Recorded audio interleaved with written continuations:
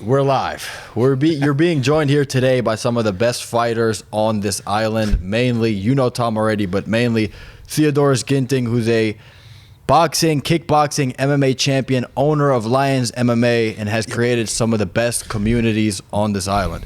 He trains me every single day. He trains Tom every single day. If you watch me, if you watch my channel, you saw Tom's last pro debut boxing fight. He was coaching Tom throughout the whole camp. One of the best people I've ever met, one of the best coaches I've ever met, and I could not feel correct unless we got a podcast with him.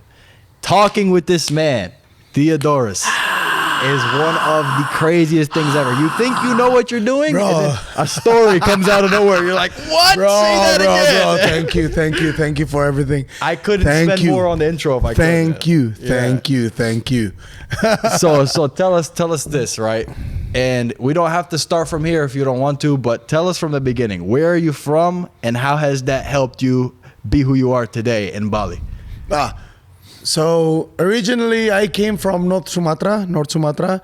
My dad and my mom came from a different tribe, sub-tribe, yeah. Because it's actually one tribe. Everybody came from one tribe in North Sumatra, which is Bataknis.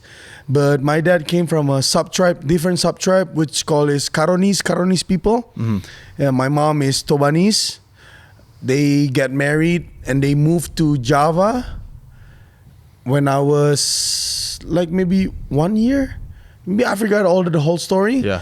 But my sister was born in North Sumatra, and we all moved after I was born in North Sumatra. We all moved here to Java. Not here, not in Bali. I mean to Java, to Jakarta actually, where I was really raised there in Jakarta. Living in Jakarta was a not very fun childhood memories I had in Jakarta. Yeah, because I was a fat kid who got bullied a lot. Because in Jakarta you have to be tough somehow. You have to be tough, and you have to be in the mainstream.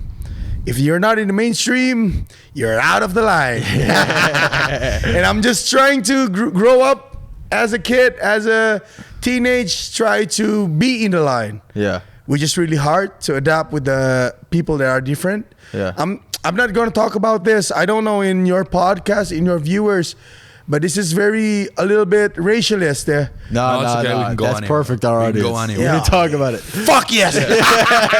There's no limits with our audience. Just for context, though, how many people are in Indonesia? 200 million? Indonesia now is 280, I think 290 something. Yeah. Almost as big as the States. Yeah, that's crazy. Yeah. And in Jakarta, 30 million. So there's thousands of islands. Thousands of islands. So you were in a small island with a small... our island is huge. Oh, big. Sumatra is huge. Yeah. Sumatra is huge. And- but we're a region in Sumatra, North Sumatra. And then you moved to the capital, like the main city. Yes, to the main Jakarta, city. yes. Because my dad was working in Jakarta, finding work in Jakarta, which all of our people from North Sumatra, we all go out from North Sumatra to make a better living.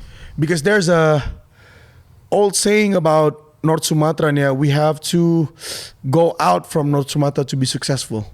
Yeah. There's an old saying. There's also an old saying of North Sumatran people, like, we may be a goat in our own village, but we're always tiger outside of our own village. Yeah, which is crazy because your mascot of the gym is a lion. Your nickname, Singakaro, you're a lion. Yeah, because crazy. I was thinking this way.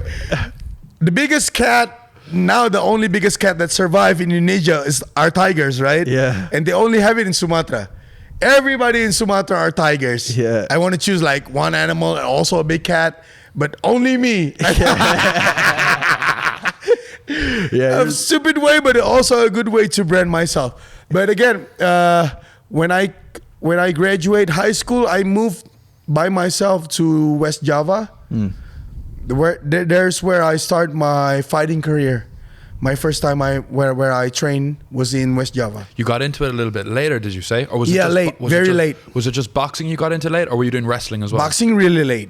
And when was wrestling? Wrestling was when I was 24. Okay, so The first time I trained. because that's something that we like get asked a lot is, you know, am I too late to start boxing? Am I too late to get into this? And it's Fuck like, that shit, bro. People always saying that. I don't understand why people are like, oh, am I too old? I'm like, every time I ask them, how old are you? Yeah. I'm 22. Fuck you, you're not. yeah, that's Yeah, young as hell. How old are you? How old was Derry when Derry started? He's the fucking best in the gym, I'd say. That is very young, bro. When he started? When he started is maybe like 2020. Bro, see That's recent. Like he's been boxing almost 4 years now. dude. Let me. No. Daddy only have been boxing for 2 years. Oh, but he had Muay Thai. Muay Thai. Okay. But before Muay Thai was Tarung Derajat. Tarung Derajat is like local kickboxing. Okay. Local Different rules. kickboxing. Same rules. Same rules. Okay. To give them some context, Derry, I don't know. I haven't seen a fighter better than Derry in this entire country. He is sharp. And I'm not saying like, oh, I watched Derry fight and he looks sharp. I did 6 rounds this morning with Derry. It was the worst time of my life. He's hitting me with every shot in the book. We're going back and forth, body shot, head. We need to and play some video footage. We over will this, play this video footage. bro. overlay some sparring over. Like he's even his knockout like 2 weeks ago. Fuck's That's what sake. I'm saying. So obviously everybody knows me and Tom have Saber. So Saber sponsored Derry for his last fight. First round knocked out against the ropes, uppercut, hook, straight, done. The guy was 8 out. combos. Yeah. 8 punch combinations. The volume's combination. insane, bro. This guy is ridiculous. He's shredded to the bones, strong, fast, accurate, smart, disciplined. Doesn't care about anything but fighting. God-fearing. Yep. Yeah. God-fearing man. He's coming. He's moved sideways so quick. You're like trying to turn around to find him. You can't find him. Like he's gone already way before. So And you started him pretty much like his boxing career. You've been coaching him the whole way through. Yeah, so because before he wants to have a career in Muay Thai. Why did he switch to boxing? With all due respect, yeah, I'm not trying to disagree. Yeah. How do you say Degrade? it? Disagrade, right? Disagrade other sport rather than boxing. But for me, I always see chances in my life because I start late. I have to see chances, right? Yeah. Because I want to make a living out of it, which is impossible in this country. Yeah. So I told Derry, you have to forget about Muay Thai a little bit, yeah, because the future of the sport now is either you do MMA or boxing. yeah. For money. For money. At least, For yeah. I think I'm saying for profession. Yeah. Yeah. It's either MMA or boxing. In MMA, Indonesia, yeah, if you know how to sell it, you can make money. Yeah. But if you don't, you're gonna have a shit life. So when did you start making that decision? Because obviously in America and in Russia and these places, wrestling is huge. Like, is wrestling big in Indonesia as well? Like, how did you get into it? Wrestling was big in Indonesia, but I get into wrestling because the first movie that I watched before I converted to sport, before I was a junkie.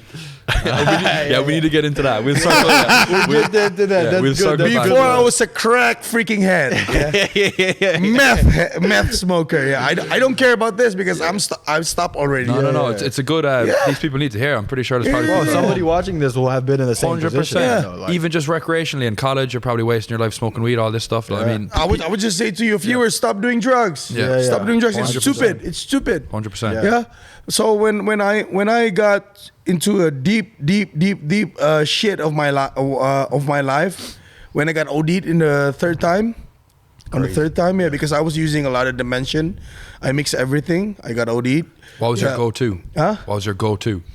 My goal to what do Like, you mean as by in- using drugs? I want to die. No, no. What was like your main drug that you say, this is like my favorite? Like, what was My it? favorite was meth. Okay. We have meth problem in this Yeah. country. Really deep meth problem. Heroin? Heroin, nobody uses heroin ever since 99. Okay. I see. Yeah. But we have deep meth problem now. Kids in my hometown, in North Sumatra, kids like 7, 8 years old are smoking meth now. Crazy. That's insane. That's wild. Crazy, bro. So again, about my story. So when after I came back to life again, the first movie that I watched was Hicks and Gracie Choke. Yeah. Hicks and Gracie opened my mind a lot about not to think inside a box. So he came from a very strong jiu-jitsu family, Hicks and Gracie. His father was Helio Gracie, the creator of Gracie Jiu-Jitsu, But also Hicks and Gracie tell in that movie that if you want to be good in grappling, let's say grappling is the whole thing, yeah, even business, everything, yeah. You have to think outside of jiu-jitsu. So he trains also sambo, he trains also wrestling, he trains also judo. Because everybody in the old school Gracie family was also a black belt in judo. Yeah, that's why after my first fight MMA in 2010, I think, first fight, yeah, 2010. I forgot a lot of things. My coach told me to do wrestling.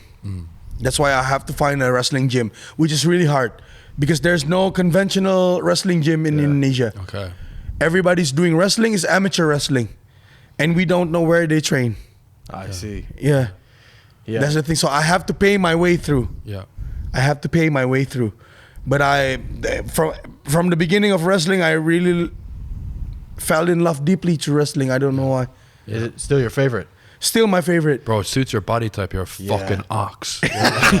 This guy, bro. Motherfucker. Also fat. Zercher squats like 300 fucking kilos, bro. It's insane. It's crazy because I'm doing Zercher now, trying to catch up. I was like, I have Theo in my head when I'm doing it. I'm like, this guy's doing this weight for 5 reps. It's insane. And one thing I don't want to skip over though, because he's like, if you can sell fights in MMA, it's good. But if you can't, maybe at 50-50. Theo sells fights in MMA. If you watch any of his fights on YouTube, it's like, this one 16 million, the other one a couple million, like, and they're fights. Viral fights on YouTube. Viral We'll play YouTube some overlays of them too. We'll play it over. Crazy, those fights are insane. Nobody else, from his mouth, nobody else can sell fights here. Yeah. In the MMA at least. You know what I'm saying? Yeah. So that's Thank you. Yeah. But that's just one of the target that me and my wife was thinking a lot about. Because I sacrifice all the degree that I have just to fight, rather than having an office job, which make more money. But we choose, me and my wife. You could I not always work say, in an office, bro. It's like as me. a stubborn asshole, huh? It's like As a me. stubborn asshole. Bro, I used to be a software engineer a year and a half ago. Oh, yeah? Coding fucker. Yeah. Hated it, bro. Bro, I couldn't imagine this guy coding. I couldn't imagine you in an office, bro. I know these people, bro. Never, bro. Never. But lawyering is always attractive because all the people that came from my tribe are lawyers, or police, or military. Yeah. Those kind of people, Yeah. or politics. Good job. At least what they do in their life is fighting, not fighting by fist, but still fighting. Yeah. It's a form of competition. So for Right? sure. Yeah. You need a lawyer too. Like you need one. You know? Yeah, but before I decided to do professional fighting again, because I already quit fighting 2016. 2014 was the first time I quit fighting because I won my national boxing belt in middleweight, and I just got $1.5 million rupiah. Forget about dollar. I always tell to people, forget about dollar. If anybody wants to know, in your viewers wants to know how much is $1.5 million rupiah, is $100 Crazy. for 10 rounds fight. That's insane. And you're cutting weight heavy for that fight. Go heavy from 85 to 72. Bro, I don't know if anybody in here has fought before, and I haven't even cut that much weight ever in my life, but he has.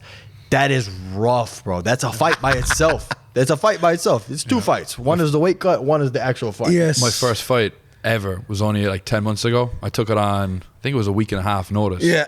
Someone pulled out from the fight and Theo was like, do you want to take it? I had zero cardio, zero fitness, and I had to lose, I think it was 13 kg in like 10 days. And this motherfucker was in the sauna with me, doing the sweat work, doing everything with me. We were up to like 1 a.m. in the gym. Drove me back to my place, everything, like made sure I was okay. Like I wouldn't have got through that if it wasn't for you. And then I got a first round knockout. So fuck's sake. It's crazy. Cutting weight is crazy. Also, I stopped fighting. Back to the story. I stopped fighting 2014. Maybe I can finish my law school degree, so I can become a good promoter or something to help the fighters. And in 2016, I met my wife. We got married. And then also I had my first fight again after 2 years of not fighting. I was 120 kilo. 2015 I was 120. 100. I got that fight 3 months notice. I fight in 77. I weighted in 75. Dude, you only lost like 90 pounds, bro. That is crazy. That's sick, actually. That's actually sick. Yeah. Like, disgusting. And then after that fight, I re-quit again myself from the fighting world because I don't see any future in it. Yeah, and I already had my first son. Yeah. So my first son, when he was 2 months, he watches me fight in the cage, like actually watch me fight in a stroller. He was in a stroller with my father-in-law in heaven. Now he's in heaven now. Yeah, in a stroller. The money was better than the boxing fight, but still it's not good. Yeah. You imagine me cutting from 120 kilo to 75. I only have double the price that I have in my boxing fight. No way. That's crazy. But still, me and my wife, we still have a dream to make this thing big. Yeah. Maybe we can do something else beside fighting. We don't have to fight anymore. Yeah. But we can do something else to make the scene bigger. Yeah. Because back in the days, MMA, we're like a small community that trying to support each other. Like we have a community of promoters, which also train in the gym. But we also know everybody who trains in the gym, all the fighters who are in the gym coaching and stuff. And we always make events. Like maybe Pierre, this week you will tell us, imagine us a community. Yeah. Pierre will tell like, hey, next week is my event. Everybody from the gym fight. Okay. Next month is your event. Next month is my event. It's always like that the whole year round. Yeah. That's crazy. It's kind of like how the UFC started. It was like those 5 guys that all came from the same gym and ended up all being champions in different weight classes. What were they called again? Literally, yeah. It was like the Scrap Pack or something. That's- I think it was yeah. That's- Jack Shields, Diaz brothers. Yeah, it's crazy. That's how MMA started, like, because people thought it was too brutal at first. Yeah. And then they finally started warming up to it. What do you think about the future of MMA, though? I feel like now MMA is getting a little bit boring. Like, before you had McGregor and all these crazy It depends, characters. The future depends on the people who has power wielding it. I would say it like that because I would say people who wield the power of the sport itself is not just the promoters but the athletes and the community who will defend what they love. Yeah. If they don't defend what they love, there will be no future in anything. Yeah. It's also like business. Yeah. If you don't believe in what you sell, Yeah. it's impossible to make profit. Yeah, true. But fighting's massive in Indonesia. Like, Massive, bro. In Bali, for our street alone, 3 gyms, all competitive, Yeah. all profitable. 3 gyms within 50 meters of each other. But imagine if in your which is good, yeah. I like this point of view. But imagine in that point of view, yeah. Imagine if athletes makes more money from teaching rather than fighting. Yes. Yeah. It's sad, right? Yeah, it is. It's the same in jiu-jitsu right now. Like Gordon Ryan's making his money from he sells like DVDs or some shit on like grappling. Right. It's but grappling has been in the scene for a long time, yeah. What I think, but the number one part that the community, maybe this is my point of view, yeah. Out of all due respect, the community of grappling maybe forget how to sell it. Yeah, I think so. Yeah. It's a different game. They don't sell it properly because even me, like, I've never actually watched a grappling match, turn on TV, watch a grappling match in my life. I only be like, oh, I wonder who's gonna win, and then I check after. Yeah. You know what I'm saying? But like MMA, I watch a lot. MMA's been crazy. They've been trying for a long time. Yes. Yeah, I Yeah. watch that like, oh, I want to see this. And then even us, we're in Indonesia right now, like to watch the event. Sometimes you have to wake up early in the morning. I will wake up, me and Tom will be in there, wake up early and watch it. You know what Yeah. I'm saying? So just people need to know how to sell that. Like, Yeah. We need to know how to sell. That's also my target of business when I started the scene. When I started to fight again after 2016, I fight again. There's a TV station that promotes MMA fights, which on 2019 I became the champion, and I had a very huge view. Yeah. But the first target, before I started fighting, I was talking to my wife a lot because she was my manager. Yeah. How to sell the fight. It's not how to win the belt. yeah. How to sell the fight was the biggest question. Because either you have the belt or not everybody will remember you. But if you make something different, people will always remember you. Yeah. 100%. And Entertainment.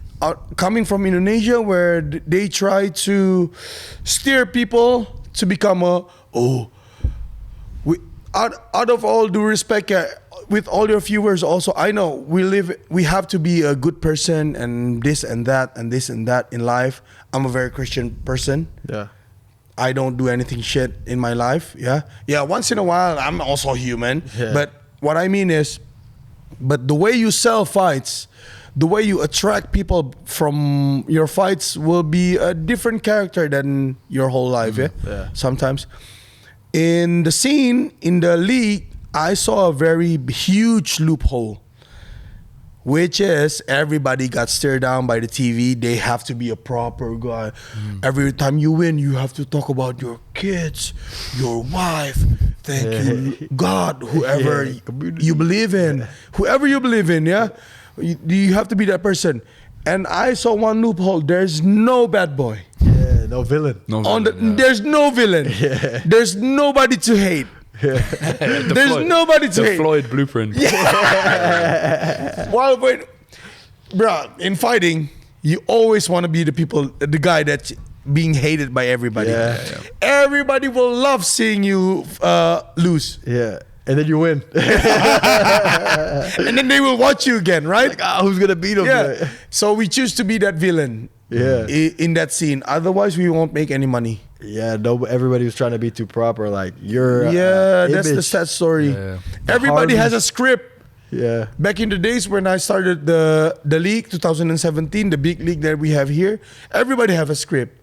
Everybody has to talk as if the script was in front of them, but it's not actually. Yeah. Everybody has to do war video promotion of the fight by script. I'm the guy who's like, Yeah. fuck it, this is what the hell? You don't sell fights like this. That's like WWE. Yeah. Yeah. Who the fuck's trying to push that? It's like acting. Yeah, It's like fucking yeah. Harley Davidson shit talk. Next. Yeah. Next question. And then thankfully, thank God, we made it. Become the villain of Indonesia with the biggest view in 2019. I think it was a very proper view, because when I finished the fight, all my teammates, I came from Bali MMA. Yeah. I will put a big shout out for Bali MMA. Respect. Even I have a own business now. I will always remember my roots. Yeah. I was the first national champion from that gym. Okay. Yeah. I came from Bali MMA. Everybody, all my teammates in Bali MMA told me, like, even I have a one friend. Yeah, her name was Nyreen from New Zealand. She texted me that night. She told me, like, your view live that night had more view than the population of my country. That's crazy. That's crazy. I had like 4 million view live that night. live. That's what I'm saying. Like, it's fighting so big in this country, bro. Like, 4 million Crazy. people's a population of Ireland. Crazy. Yeah. Crazy. 4 million people's population of Lebanon too. That's what I'm for. Like, gosh. Man. I'm so grateful with that with that result, because why? Nobody knows about Indonesia. Yeah. You're putting it on the map. Nobody knows about it. Yeah. I even tried to look after that night. I even tried to scroll like ONE FC, Yeah. the Asian based MMA. Yeah. There's nobody's doing 4 million. Yeah, no. Or even like now 16 million. Yeah. Yeah. The view. Yeah, that's crazy. 16 million Is that- views. Bro, I still watch that fight. Yeah. I still watch that fight. We show it to random people we meet. We're just like, we're like, this is our coach. We just put it on. We make them watch it. yeah. Watch this. Right now. We'd be outside like an Empire at like 2 a.m. I put up my phone. We just showing people. That actually happened, bro. That actually happened. We Out sent them of the video. from an ex junkie like me, a useless cunt like me, bro. I'm just saying it out loud there. This is how I see my life, yeah. To get out through that stupid life I have in the past, and then to create something big like what I did in my last fight in 2019. Yeah. I would say that was my last fight, because that was the preparation is like I'm giving my life to that fight. Yeah. I don't feel it anymore after that fight. I don't feel it anymore. It's all about money, how to make this, how to make that. Yeah. It's not all inside the love anymore. Yeah. You know? Love Maybe it, yeah. I understand why McGregor is McGregor right now. Yes, I understand it too, bro. If I had Bro. 500 million, I would not be fucking getting CT. Well, actually, I might be worse. You're not gonna be hearing me 10 minutes skipping. Of course not. Fuck that shit, bro. Come on. No, I'm gonna go over here and party for 3 days. Of course. The whole year party, maybe. Yeah, it's tough. I Yeah. definitely don't. I'm not going to throw shade on him. Like, it's tough. Like, if Yeah. you're that comfy in life, why would you want to risk brain damage when you've got kids, a wife? Oh, fuck Yeah. that, bro. Especially, this is a little bit inside of the story. Because I started the brand as a villain. Singakaro was a villain. Yeah. Lions MMA was a gym of villain. Yeah. Yeah. Still is. It- Still is, bro. Most hated gym. No, best gym to be dog. fair, everybody loves us except for the people that we fight and then beat them. Yeah. No. But it's funny how even the National League tried to take us down. Really? But we got the biggest view out of everybody. We have no money back in the days. Even now I'm still a bum. Yeah, but still, like everything we do, all the traction that we did, all the content that we made, Yeah. everything that we planned go out like exactly what we wanted. That's But good. Theo, how did you go? Like, you obviously had to hit rock bottom at some stage to want to make the change from a junkie to being a pro fighter, or even just a fighter, right? Even an amateur fighter. What was that like shift for you in your thinking to say, "Fuck this! I'm putting down the pipe. I'm going to actually just go hard on fighting." Ooh, I was sitting on my own pool of shit and pee. Rock bottom right there. Yeah. Yeah, Fucking rock bottom. Go 3 on. days. You've had friends that are over 3 days. 3 days. So why I know it's 3 days because I've been missing for a week, Shit. and I own like us now. We are community again. Yeah, Yeah. we're friends. And back in the days, I don't have a wife. We're all single. Yes. We're all uni kids. Yeah. Yeah. If you've been missing for 7 days, come on, everybody will try to look at you, right? Yeah. And my friend, I have a best friend. He's trying to look at, asking like, "Where's Theo? Where's Theo?" And there's a awfully shit smell from my room, so he came in, and I was there sitting like No way. like with bubbles on my mouth, dried OD. dried poo and pee on my. No I was way. sitting on the floor of my toilet, Just completely overdosed completely overdosed for 3 days. for 3 days. Holy shit, bro. 3 days, no food, nothing. Just No, sitting nothing. there. You Just obviously, like you obviously almost died. yeah, you can say that, but You had friends that did overdose, did you? a lot. My childhood memories were people overdosed everywhere. Really? In the gutter, And then like in the streets, everywhere. I even have a childhood memories. My older friend, like we call it in Indonesia, is abang-abangan. Yeah. Abang is like someone who's older than you. Big a bro. male, yeah, a big boy. Like we Yeah. call it abang-abangan. He was playing basketball with his eyes like twerking like that, like, and he was shooting the ball. The syringe is still in his hand. What? That is crazy. That's insane. Has it Nasty. changed since then? Is that still the landscape in where you grew up, or is it a little bit better now? Nobody uses that anymore Okay, now. thank God. Everybody's smoking pipe now, Oh. which is more stupid. Is that worse? I don't even know. Yeah. But after that incident, it's gonna be a religious kind of. It's okay, bro. Yeah, Come on. we do it. We confession. Run it, bro. We Yeah, do it. run it. We do Huh? it. Audience will love that. Run it. Our audience does that. Yeah, run it. So, okay, so yeah, okay. It's hard for me because I don't say things like that. But If you don't this want to, you don't have bad. to. But our audience is okay with Our it. audience will love that. Yeah. Trust. If it's your audience, different. But So I say to God, if you have to bring me back to fucking life again, this time, so I have a suicidal tendencies ever since I was a kid.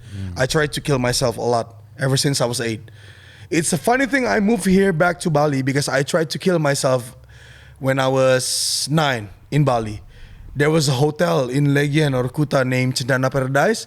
I jumped from my room, which is on the 5th floor, down to the pool, wishing I was dead, and I wasn't dead. You're not playing around. That's No way. Yeah, that's not like. I just have taking an a couple of issue pills. with suicide. I have an issue. The reason why I started drugs because I know if I use a lot, I will die. That's the only reason. So I always hit the highest high. Every time I'm high, I always hit the high. like as if you're gonna die. If someone tell you like, oh, don't eat 5 ecstasy in one time, you will die. I will eat 6. No way. You have a purpose. Like God kept you here. Yeah, jumping off a 5th floor of the Fifth building. floor. So when I OD'd Insane. the third time, finally the third time I didn't die again. Yeah, I asked God, God, if I have to live, please give me a purpose. I'm fucking through with this life. There's no use. I have no use. Oh my God. Either I make problem, I create problem, or I am the problem. Yeah. I don't know why. Yeah. I'm always a problem in my life. Everywhere I've been, I'm always a problem. But I think we call this where we're from. We call this a misfit, right? Misfit, I yeah. think a lot of people that have this, there's not a lot of people that this happens to, but the people that it does happen to, and they make it through the other side, they do end up being very successful because they have to fight and become stronger.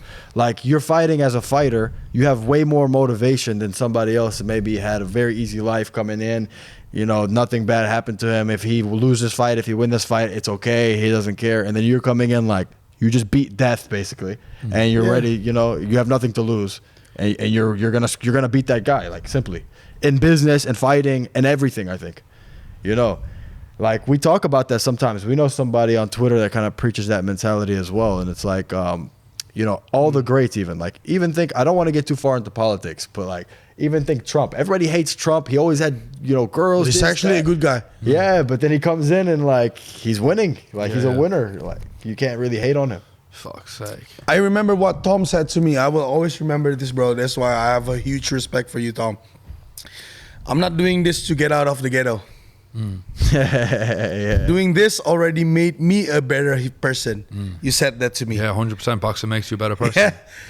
That's also my mentality when I came back from OD. That's insane. Cheers to that. That's I never believe me, I have insane ADHD and I'm semi-autistic. I can't fucking focus. I think we're both a little bit off. I don't know. I'm always in my world. I'm retard. always in my world with or without substance. Yeah. I've been, okay, we're drinking, but I've been not using any substance for a long time now. Yeah. Yeah.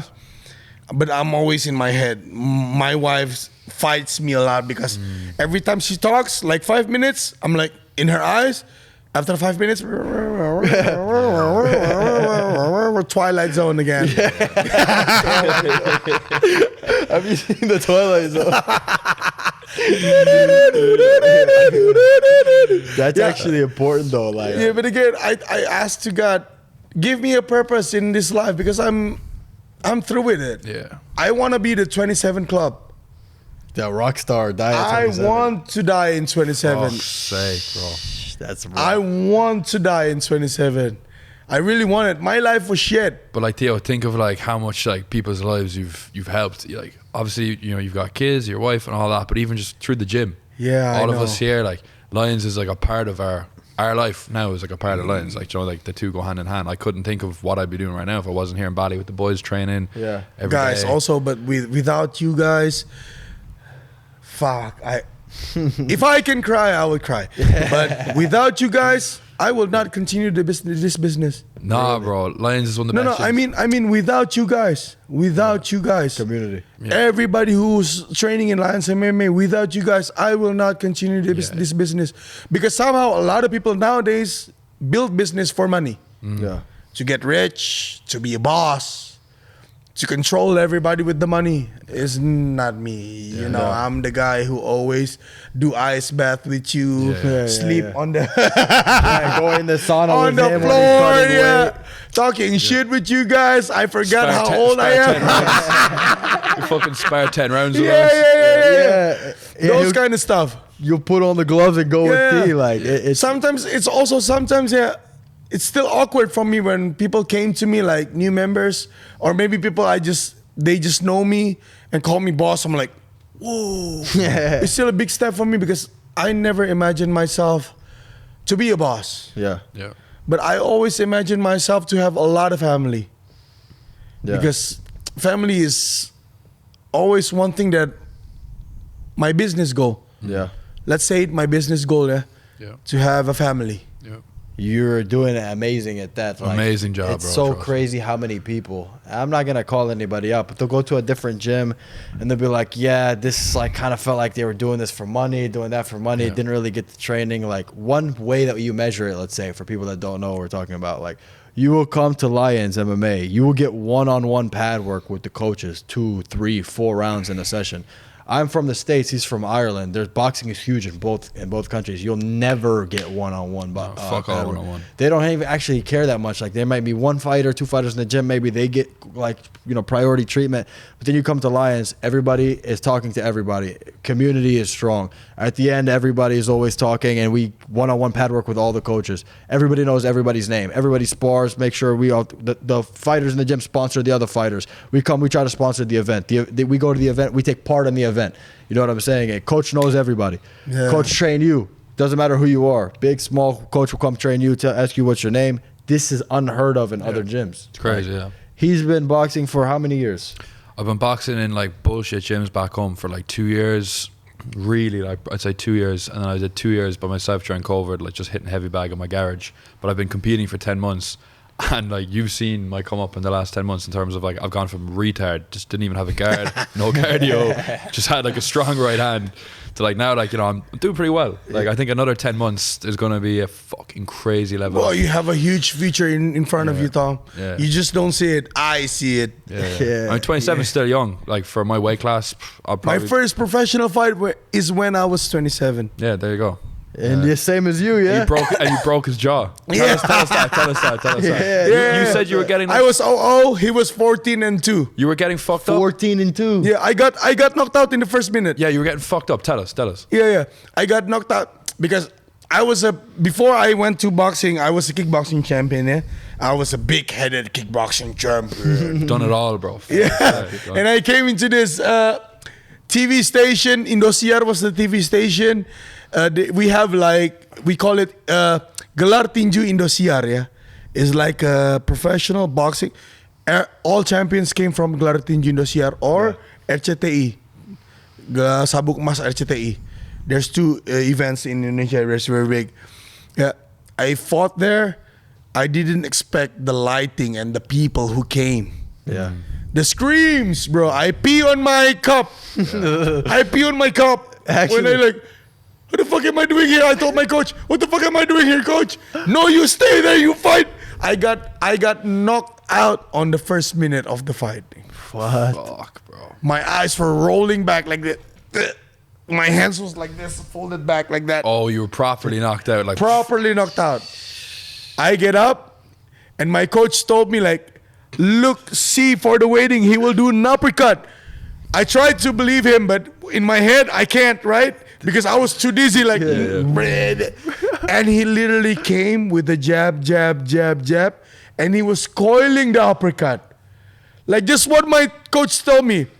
Like, and he screamed, close your eyes, throw it straight, close your eyes, throw it straight. I freaking closed my eyes and throw it straight. He's coming at it because his uppercut was hands down like this and coiling far from jab, like, and there he goes, my straight, broke his jaw too. He's not eating food for weeks, bro. And I was like, when I opened my eyes, you saw the floor. I still have the footage in Facebook. We need to watch that. We'd overlay. I that. still have the footage in Facebook. We'll put that shit on the screen. Crazy. We need to throw that over. Yeah. I haven't seen that footage. Because my fight back in the days, us 72 kilo up, we don't have live. We don't have the privilege to do live in TV. Oh. Because nobody watch 72 kilo in Indonesia. It's too heavy for.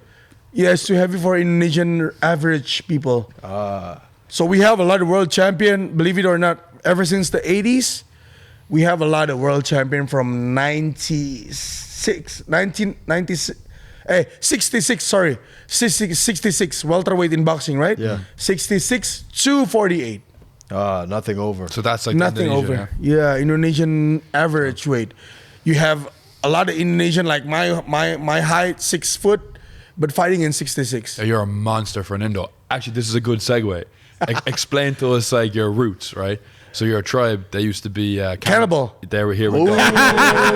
So this is for all the fucking vegans on Twitter that think you can be John. This motherfucker is to the right at a standard deviation curve, right? And this is why. Let's listen. What were your ancestors eating, Theo? My ancestors used to eat each other.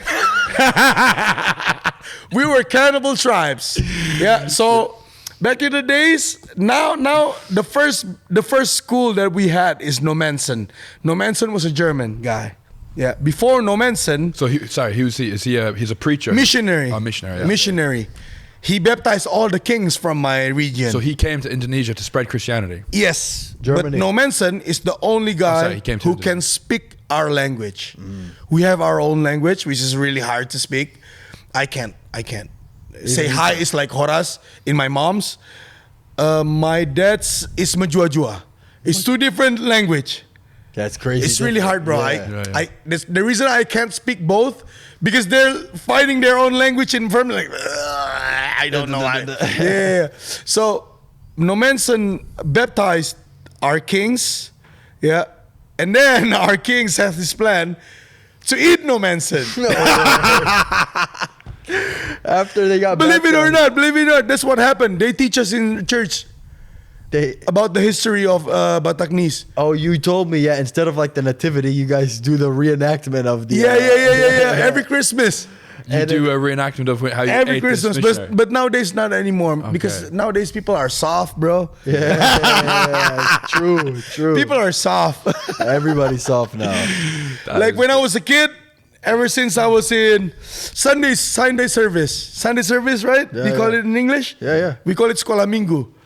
Sunday service. They teach us about Nomensen. The whole time. How our tribe became Christian, like fully Christian, because we regret after we slayed Nomensen. So in the story, we need 3 days to boil his meat. 3 days like the resurrection, yeah. Just to eat him, everybody wait 3 days. No way. We're here. Yeah. What people would think, like, oh, this must have been like thousands of years ago. No, this was like No, 100 years ago. Maybe 200 years ago, maybe something like that. It's like your grandparents, bro. Yeah. Crazy. Our tribe was crazy. And everybody from my tribe was, like my size. Fuck. Like so my Everybody big, yeah. yeah, if that's not a testimony for just not being a vegan fucking fuck's sake. I'm not going to say about that because one of the vegans restaurants sponsored me big money. To be fair, he ate a vegan nasi goreng, but right before Yeah, this. yeah, okay. No, it's not vegan. I wasn't swear it? it's not vegan. It's sate ayam, goddammit. It's not I vegan. thought you were looking at the menu, you're like, oh, vegan, maybe I get that. No. But Theo, on that though, so you're 40 now, yeah? I'm 40 now. And you're more Soon 41. You're more A couple flexible more than months. I am. You're still a fucking unit in the gym. Like your lifts are crazy. Like you're in impeccable shape for 40-year-old. Bro. Honestly, that's really fucking crazy. Anyone that I know from back home that's 40, they're a fat cunt. Yeah. Like, you know, they're not doing what you're doing at 40. No, because I'm constantly training. I also have I just graduate from Daru School, from Daru Strong. Yeah. We have a community in the world, Daru Strong. Everybody joined that group. We have a community where we always talk about the programs.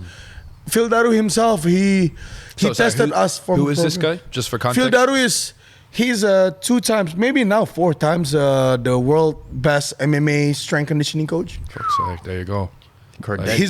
So I like this guy. I bought his program. I joined his program because one thing, he failed to be in the big league because of concussion. Number 1. Number 2, the first lesson that he teach is to understand people psychologically, which is interesting. Yeah. If you join a tutorial or tutorship for strength conditioning program, they will speak to you right away about programs. Yeah. What is squat? What is bench press? What is gay deadlift? What is shit? Blah blah blah. Blah, blah, blah. This guy, he talks about psychology, Yeah. Yo, Theo, how to approach people. It's crazy, bro. Theo, it's funny you say that because I didn't know that until now. And I would say like you're extremely good with people. Like you almost know more about me than I do my fucking self in certain aspects. You almost like read my mind. I can tell sometimes you're reading my mind on some things. Bro, that's the first year I'm the latest they had to graduate the Daru School program. The first year, because I have to master that psychology stuff. Because there's 4 type of people, gamma, whatever it is. You know, my problem with my head. Yeah. But we can't treat people the same thing like I treat you with Derry. It's different. Yeah. 100%. Like Pierre, different. Yeah. But thank God. Now I can say thank God. Everybody in Lions are the same retards. Well, I'm just gonna keep it real. I feel like me and you got on so well from day one because I'm very similar to you. I was doing some I know. I was doing some fucked up retard shit back in the day too. And like boxing keeps me straight. Like, it keeps me on the straight and narrow. Like. But I thank God there's no fire in our gym. Yeah. No, I mean fire base is like gamma. I think in the tutorship. I forgot. Is it gamma or something? The people who always fire back. Retaliate. Yeah. So we have to lower ourselves down. Fuck that shit. I'm not lowering myself down. Like for me, if I talk to people and they think they're smarter than me, why do I have to explain stuff? Yeah, I see what you mean. Yeah. Some people that you're supposed to bring them down, and some people you have to come down to their level. Yes, it's yes, different. yes. Yeah. Me and T both did sales for a long time, so like you have to understand these things to actually like succeed. So this stuff helps, and like a lot of things with sales, like I'm bad at sales. actually you think you're bad at sales, but you're actually really good. Like It's completely natural too. Because if you come in like, okay, we want to use this tactic. If I tell him this dark psychology, maybe I will win him into the gym. But you don't do that. You're genuine. You're like, I just want this guy to get better. I want to grow my own gym, and I want everybody to be good at boxing and have fun. And that's genuinely what you want. So they see that, and so they're like, okay, I respect this guy.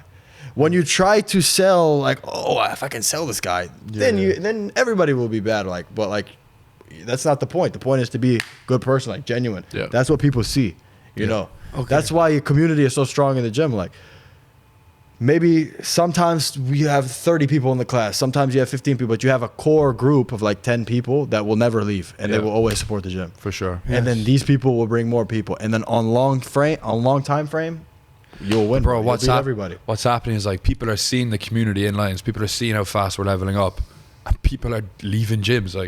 Like Morad, the guy that I fought on my pro debut 2 weeks ago, he's now training in our gym. Yeah. We're literally taking people from other gyms. We're not even poaching them. They're just seeing us how we move. He saw my progress from my amateur fight, which was a month previous, to 2 weeks ago, and was like, "What the fuck is he doing? I need to be." Yeah, because he actually moved to the gym because he told me personally he needs a community. There we go. He told me. There you go. I was like really surprised. And 2 months ago, there was a girl came to the gym. She paid monthly, and she said like, "I heard from everybody this is the best community in the island." I'm like, "From who?" It is. I'm like, because I never imagined and I never bragged myself about that. You know, I'm a caveman. Yeah. I live in my cave in Greenlawn, and I only came out from the cave just to see you guys. That's it. Just to teach, and that's my whole life. Yeah. Maybe sometimes I drink with you. We do barbecue. We do crazy stuff on the ice bath. But that's it. That's my whole life. Yeah. I try to bring everybody to gym because I want to hang out, and I'm not a very extrovert person. Even though I sell, sometimes I look like I'm an extrovert, but I don't. No, I get it. Then you go home, you have to recover. Like, talk to nobody. I'd be kind of the same, to be honest. Like I'll chat away to anyone, but like I really enjoy my own time, bro. I'd have no issues just being in my fucking room if I didn't have anything to do. I'm just chilling, bro. I'm happy. 100%. I'm happy with my own thoughts. Yeah, Chilling, same with bro. me. Yeah, just chilling.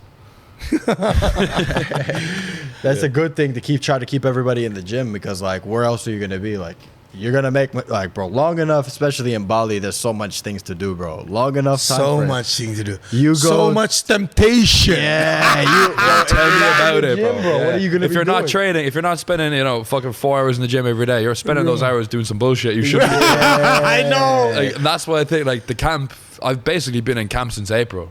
I've 100%. I'm a better man for that. If You just took a break. This is your first break. Yeah, fuck's sake, I literally just took a break after my third fight since April. Like, if I wasn't in camp, I would be out drinking 3-4 nights a week, doing some bullshit, whatever, spending money, blowing money, do stupid shit.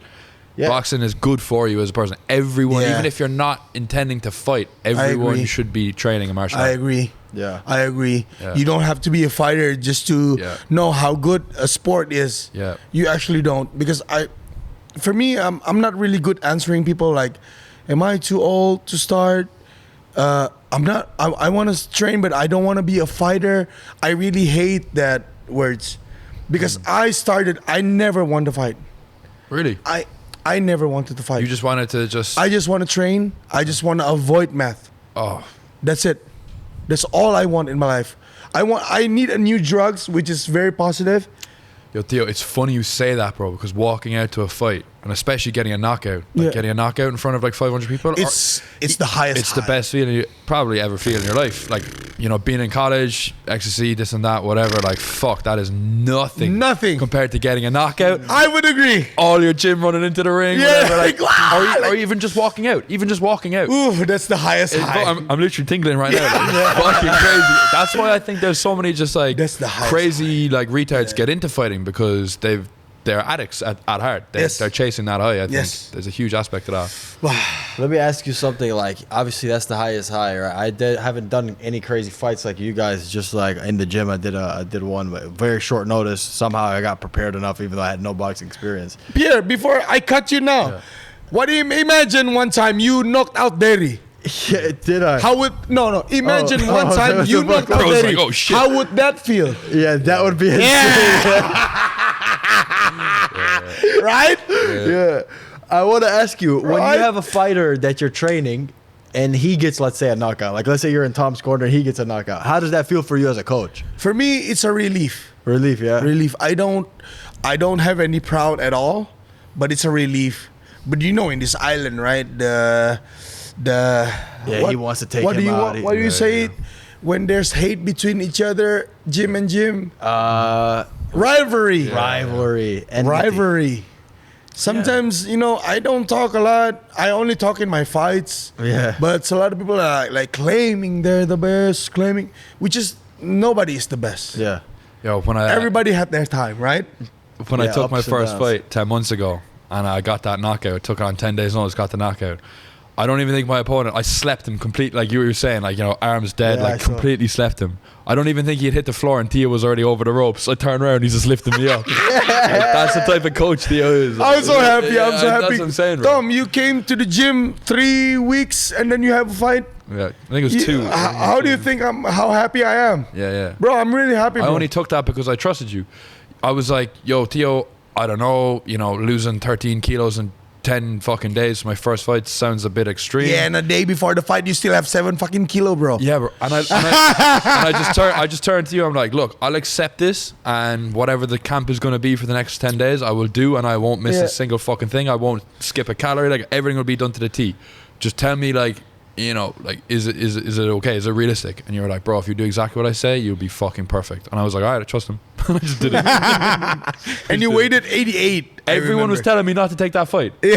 Like my parents back home, like I actually kind of feel bad doing this. Like, but I told my parents I was like, I accepted this fight. It's in 10 days. I have to lose all this weight. I knew they were going to talk me out of it because my dad's going to be like, oh, the sauna, you could die, this and that. And I basically just like muted my family group chat for like a week. You got to do that sometimes. Because I had already accepted I was going to do it, so I don't need to hear people texting me the day before the fight saying you could die. Like, I've already accepted I'm doing this. I don't need to hear that. Like, I know I can, whatever, and I just did it, and I did it because I trusted you as a coach. Thank you, bro. And I've trained in other gyms back home in Ireland, London, whatever, and I couldn't really say that for those coaches. That's for sure. Yeah, thank you. It's crazy because That's an honor. At the time I hadn't even met you Crazy, yet. bro. At the time I hadn't even met you yet. And I was late. On fight day, I was late. I'm like, where's everybody? I was drunk in the ice bath. I think was like On fight day, I was late. Yeah. Phil called me like, I have like 10 missed call. Phil like texted me like, Phil told me like, I will not fight if you're not here. I told the promoters, if my coach is not here, I will not fight. And I woke up like, what time is it? I drank too much arak on the ice bath. fuck's sake. So what time was the event? Like late? Yeah? 7. 7. Oh, when did Start you wake 7. up? Phil was the first fight, I think. Yeah. Okay. Yeah, I remember seeing the videos from that. I hadn't even met him yet, and he had told me what he was doing. We're like, Yeah, so shit. me and Pierre like met on Twitter. Yeah. Like a okay. year ago, actually. About a year and a half ago, we met on Twitter. And then after a couple of months, we fucking started Sabre. And then we were like, fuck that, let's move in together. Well, not move in together, but move to the same place. island, Yes, yeah. doing They're something. living down the road from me. Easy. Yeah, across the street. Okay. And then we're like, okay, Tom is doing some crazy shit. He's a legend. For that Talking weight. about Saber though. Yeah. It's this is my first day taking it again, and it's been my first month without it. Yeah. I feel the difference. No, it's not a placebo effect. No, for sure, bro. When you hop off it for like 3-4 weeks and go back You on, feel it. You do. You feel it. Yeah, You sure. feel it. Fuck. He texted me this morning right before sparring. We spar at 10 a.m. on Saturday. He texted me this morning. Don't forget it. I was like, okay. Don't forget my Saber. I won't forget. I forget it But, like, because I even- forgot it yesterday. During camp, it just keeps you sharp. It keeps Yeah, you. yeah. Bro, like 2 months ago, when I cut for my last amateur fight, cut like 10 kilos. 2 days before the fight, I had zero fat on me, hadn't been eating food, zero carbs. That shit just kept me going throughout the sessions. You know, still sharp. It's good You know because a lot of supplements will sell like you drink 10 pills a day. Yeah. Fuck, 10 pills is more than the rice. Yeah. Yeah, but the reason that I really respect your testimony on it is because you really know your shit with strength and conditioning. Yeah, I know. And you know your stuff with like you know, Yeah. different Yeah. compounds, etc. Because So- now my lift are going down. your left. Lifts, Lifts. my lifts Yeah, are yeah. going down because I haven't been training for 6 months. Okay. This past 6 months, everybody is fighting. Yeah. It's been a crazy 6 months. Okay. I started to train again. Boy, I feel weak. Yeah. And it's already my first month without Saber. I told Pierre right away because I haven't seen you in the gym. Yeah. I told Pierre, hey, bring me those Sabers again. I feel really weak. God damn it. Yeah. I need those things because it's not a placebo effect. No, for sure. I always test myself like that. Yeah. So I will constantly use something in 3 months and then I quit in 1 month. Yeah. I will feel like, yes, this is Yeah. not a placebo effect. Yeah. No, This is really good. I respect that, Theo. I said it means a lot coming from you as well, and I like actually hearing your honest review of it. Yeah. Like just because we're in the gym, we're friends, and this and that, we give you some Saber. I wouldn't like you to be like, oh no, guys, it's really good. Like I want you to be like honest. If you're like, no, I think it could be a little bit more like this or this, or I didn't really feel that. Like that's feedback we can take, and in our next batch, we can tell our manufacturer, wait, we need a little bit more of this. Maybe drop that, and we can kind of tweak it. But I respect your input a lot. Yeah, so that's our first product. We're coming out with more now. So I think the next one we're going to do is like a sleep one. Sleep? A sleep stack. Oh, So, yeah, okay. So there's going to be a lot of magnesium. There's going to be, I'm not the formula guy, to be honest. We've got Reese is a fucking doctor. We've got an actual pharmacist on our team as well. He does the formula. we have a pharmacist on our team. We have an actual doctor, an actual pharmacist. really? And then Alright, so- and Reese. So we have a pharmacist and Reese doctor. is not a doctor. No, let me tell you about He's Reese. an amateur Let doctor. me tell He you fixed about my nose before my profile. Bro, please let me tell Yeah, this, but bro. you forget the antibiotics, bro. God damn it. Bro, okay, because he's a retard. But Reese bought the antibiotics. Let me tell you, Reese, yeah. Reese is like, we talked about drugs earlier on the podcast. Reese, more drugs, bro. Reese is a degen, like a degenerate, we call him. But all the type of drugs, right? Not just like the type like, okay, let's say meth or something like this. He's like, okay, I want to try these peptides. I want to try these vitamins. I want to try these supplements. He tried all the supplements. Why? He really loved lifting weight. He loved lifting weights, right? And so he tried to optimize for that. His dad lifts a lot of weights. His brother lifts a lot of weights. For 4 or 5 years, he researched into everything. So he knows everything. So our formula now for the sleep stack is going to be deep. It's like, guys, GABA in it, lemon balm, chamomile, bioperotine. I don't even know what that is, but I trust Reese, and we have a pharmacist on the team, and we have a doctor. All natural, by the way. All natural. And we have a doctor that looks over all our formulas as well.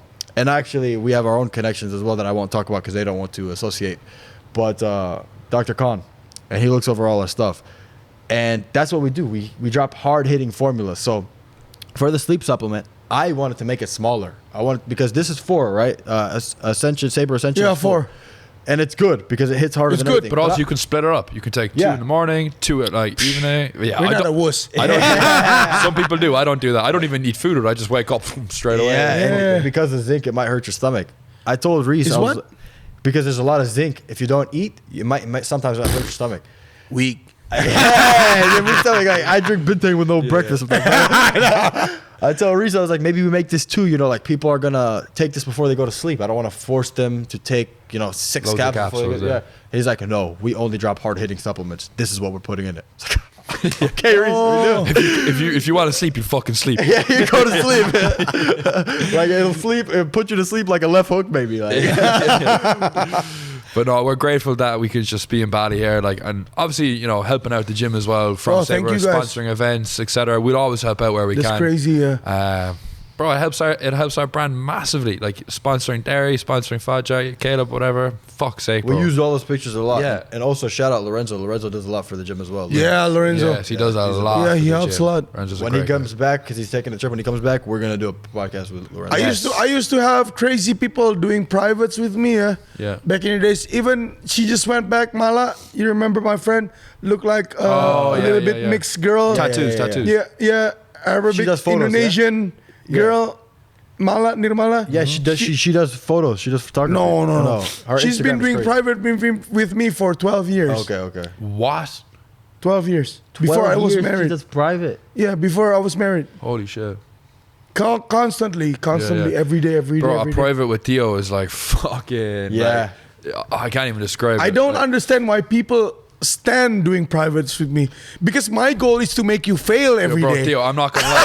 I'm not gonna lie. I'm only doing privates when I'm in camp, bro. I'm not doing that shit on a normal day. Oh, I've done Fuck only. that. And Lorenzo survived it for 11 months. I'm only doing those. I'm only crazy. doing privates with you, bro, when I'm in camp. Bro, I Fuck never that. give slack to people. Yeah, No. it's crazy. Bro, I took on the fun fight night. I took a fight on 8 weeks. I had never ever boxed before that, right?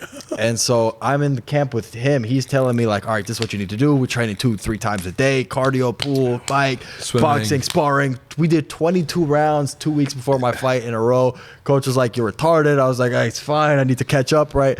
And all this stuff. Anyway, the last sparring day before the fight, coach is like, yeah, your jab's shit and your stance is shit. I was like, so I booked a private with Theo, right? Not knowing what was coming, I was like, all right, we fixed this right before the fight. Bro, it's like 20 rounds. No, no But I warned breaks. you before. Yeah, I was ready for it, but like, bro, in the middle, you're like, fuck, I can't believe I did this shit. But after, it's in your brain though. Yeah, it yeah, doesn't go Yeah. away. Yeah, That's crazy. It's automatically. because he does it when you're so tired. You still have to learn it, even though you're tired. Yeah. So when Yeah. you have energy, it's like, oh, this is easy.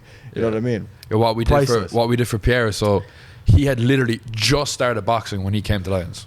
Like he had no fucking experience. He had 8 weeks to prepare for that fight, for his first fight. You're a retard. Yeah, like, but bro, he fucking won. He got the W. So like, what we did is we basically reverse engineered what like a standard year would be in a typical gym back home. So we said, okay, you train Thursday after your 9 to 5.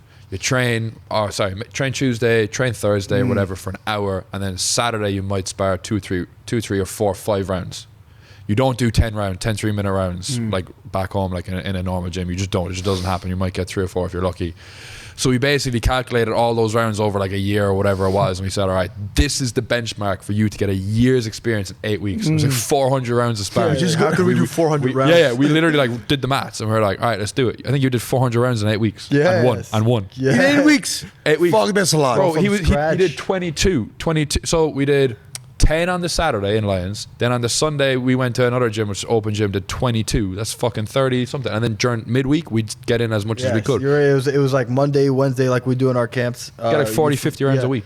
And then we'd spar before, sometimes spar after, and yeah, maybe my head feels a little slow when I'm doing that. But it worked. But now I can box. Of course it's slow. Of course. But I can box now, so it's cool. It's fine. If you're thinking like, oh, how long will it take me to train for my first fight? You did it in 8 weeks. As long as you wanted to take. if you want to get it done, you can get it done. Only fast. if you want it, though. You I have to agree. want I it. agree. You have I to agree. really fucking want to get good Yeah, though. yeah, If you're yeah. just casually like, oh, whatever, like, and when he wasn't in the gym, he's fucking studying on YouTube. Yeah. He's studying on YouTube, like Yeah, watching yeah. Canelo, watching whatever the fuck. Tom That's sent what me I'm videos, trying watch to this, make watch my that. fighters do. Yeah. Like Derry and Fajar, I told them, you watch fight every day. Yes. That's my life for 20 years. Yeah. Boy. I only watch fight. I don't care about movies. Yes. I skip a lot of stuff. Avatar came from where I was a teenage. Avatar, the blue guy, the blue people. Yeah. Bro, it Biggest came movie. out when I was in uni. I didn't watch it. Every day I fucking watch UFC. Bro, when I was in uni, everybody was downloading Indonesia. We're very famous with downloading torrent for porn. Oh, really? My torrent is UFC. Yeah. I have UFC from 0 to 150 something. Yeah, No and, way, all of them. you still watch them all till this day. I bro. I sold my computer for math.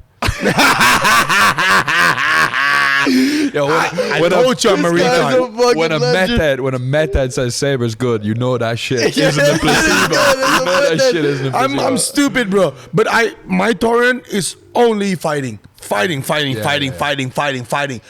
told Fajar and Derry, I don't care about anything else in my life. Yeah. Maybe, of course I'm a man. Of course I chase girls. But even after, let's say, a stand with a girl, I will force the girl to watch fight in my room. I'm like, hey, girl, you should watch this. I never call girl bitch, never. So I was like, hey, girl, honey, you should watch this. Watch this. fight. That's hilarious. Yo, But that's a level of obsession that you actually have to have, because This is really good. If you don't it's have a really good mindset that you guys talking about. If you don't have Good. it, the guy that you're fighting will have it, and he'll Will have it. It's like, True. oh Yeah. fuck's sake. You get hurt if that happens. Yeah, you literally could fucking die, bro. Yeah. In a Happens. fight, everything bro. good can happen. What's the worst thing you've seen in a fight? Like, Huh? what's the worst thing you've seen in a fight? Have you seen any? The Like, worst horrendous thing not- died. Someone died. You saw it happen. Yeah. You boxing? I was there boxing. How did it happen? It always happens more in boxing. Bro, boxing is the craziest, bro. You don't- said this to me before, something about like in MMA you can kind of you know jock sniff a little bit, grab him on the fucking cage, but boxing is just hands, bro. No, in MMA, it's more real. Yeah, The real thing, the impact is so fast, you have less injury. oh, gotcha. Yeah, gotcha. You get knocked out really fast. and it's done. Less injury. In boxing, 10 counts, which is very crazy, bro. It's more volume. Yes, You could have and a there's no concussion. kicks, there's no slam, there's no submission. There's no hiding. It's just There's punching. just there you stand toe to toe, and it's impossible. Imagine yourself in a boxing fight. If you get dropped by a punch, would you give up? No. Nah, simple. You get up with a concussion and you still fight again. Right? Simple, Yeah. right? The mentality. Close your eyes, swing, hope you break his jaw. That's what I did. That's what I did. Yeah. That's the mentality, right? Yeah. But that mentality also, brain-wise, it will create damage. For sure. Over a long time. And the gloves, it will hold the impact for you to get knocked down. But the same damage inside the head. So sorry, Yeah. Theo. That death that you saw, horrendous, by the way. Were you there for it live in the Yeah, crowd? live. It was 2014 or 15, I forgot. In TVRI, they will hate me by saying this. And was it like what was the? It point? was a 18 or 19 years old boxer. Too Yeah. young. Oh my too god. young. Was he a pro? Yes, professional He fighting. had in the back of the head. Yes, That's all you have to protect. but a lot of times, I would say this. A lot of times, it was not the puncher at fault. There's the guy that got Like I said to you yesterday in the gym, yeah? Yeah. Like Derry, what happened to Derry? I told him, you need to stop looking at the mat. There's nothing on the goddamn floor. Yeah? If you're afraid, block. Even if the block fail, it's still really healthy for you to accept like this Yeah. in front. But if in you the accept it on the back, it's problem. So he It's was, a small the brain. guy was looking down on the floor. Yes. soft. The part back of your head is too soft. And Yes. you hit, fucking shakes you up. Even I got hit a little bit on the back of the head today, and I was like, oh fuck, can't do that, bro. But you know what? When you hear that, right? So the guy who punched him might have had 10-ounce gloves on, whatever, punched him back of the head. 8. And then you hear stories of retards who don't train martial arts, they don't know, and they're out drinking with their friends at a street fight, and they'll go up and they'll sucker punch someone on the back of the fucking head, and then Oh, that that's person stupid. will go hit the Yeah. concrete and will die. I know a guy from where I'm from, he hit someone in the back of the head on a night out, and the guy just hit the floor, hit his head off concrete and died. Like, it just shows just how delicate, like, I know I'm the tough guy, this and that, but like, bro, one bad punch in boxing or like, You're gone. yeah, it's fucked. It's fucked. That's why it's so stupid to get into a street fight. When I was a little bit younger, fair enough, I've been in a couple of street fights, whatever. But now, no, they'd want to Once you know boxing, you won't. they'd get want to do it. something seriously. Yeah. I They'd want was to like that. cross the line maybe with my girlfriend or something for me to want to do something because you could actually kill them. Bro, I was like that, and it like actually just being stupid. Like growing up, didn't have the right guidance. It's like, would love to get in a street fight. Got into a bunch of street fights in middle school. The second I actually learned how to fight, I was like, this is stupid. I think like fighting actually levels you go less you out. fights, yeah. Yeah. Because Yeah. people might think, like for example, my grandparents, they might be a little bit older. Well, my granddad loves boxing. He watched all the legends like Jersey Joe Walcott, fucking Rocky Marciano, all that. But my grandparents on the other side, they might be like, oh, you're starting boxing, like they might not understand. But I think anyone starting a martial art, it actually levels you out more. 100%. And like you've got like a vehicle where you can actually express that maybe built up anger that you have or that ego that you might have. And eventually, if you come to a gym with an ego and anger management or whatever, there's always going to be a guy that's better than you. Yeah, always. You will get leveled out, and eventually you're just a better guy after it. Like, you know, 2, 3, 4, 5 months in the gym. It might take a few months. You're going to level out, and you'll just be a better person for it. I agree. That happens to me a lot. I used to be. You still have a big. Well, we all do. I still have a big ego, bro. Yeah, but I promise you. I'd prefer my kid to have an ego than to not have an ego and have no confidence. Yes, I agree. But you have to control it later. It's like the Mike Tyson quote or the Jordan Peterson. It's something about fire. Like it's like fire can like burn down your house or can cook a steak. Yeah. And ego is like something. I remember how many. And then you learn how to control it. Yeah. I remember how many times I passed out and puke on my sparring partner on jiu-jitsu. It's crazy. That sport really humbled me down. Because I was born strong. I got stabbed when I was 11. But you'll get your fucking got arm stabbed snapped. when you were 11. Wait, sorry, what? I got stabbed when I was 11. How? I just don't know. He just stand at the back of me, and he grabbed me in the neck like that. I'm like, this is not anything like, what do you call? We have a term in Indonesia, Sara. When you're talking about religion, race, and everything. No disrespect, I would say. No disrespect about that, yeah. But he was talking about, you're Christian, and he literally stabbed me. Just stabbed me. What? I fucking elbowed him in the face when I was 11. 11. In a public bus. I'm like, fuck, and I jump out from the bus. What? Did you go to the hospital after that? No, of course not. I hate needles. I have a bad scar in my finger, also in my back. All right, you hate needles, but you have tattoos everywhere. How does that even work? It's different, bro. It doesn't penetrate your skin. Well, you're lucky you didn't like needles, because if you didn't mind needles, you would have been a heroin junkie probably. Yes, I agree with that. I agree with that. That probably kept you from being a needle junkie. Yes. So you remember when I cracked my what do you call shin bones? Yes. Those days when I have to inject the peptides, bro. Yeah. You do it on your own, yeah? I'm like, if you want, ask Reese to do it. He's good. He's really good at doing it. That BPC shit though is good. It's crazy. It's good. Once I've had a fractured. My fingers, my fuck since like I don't even fucking know, March or whatever. Bro, I tried to heal that shit for like 9 weeks naturally. Nothing. Literally nothing.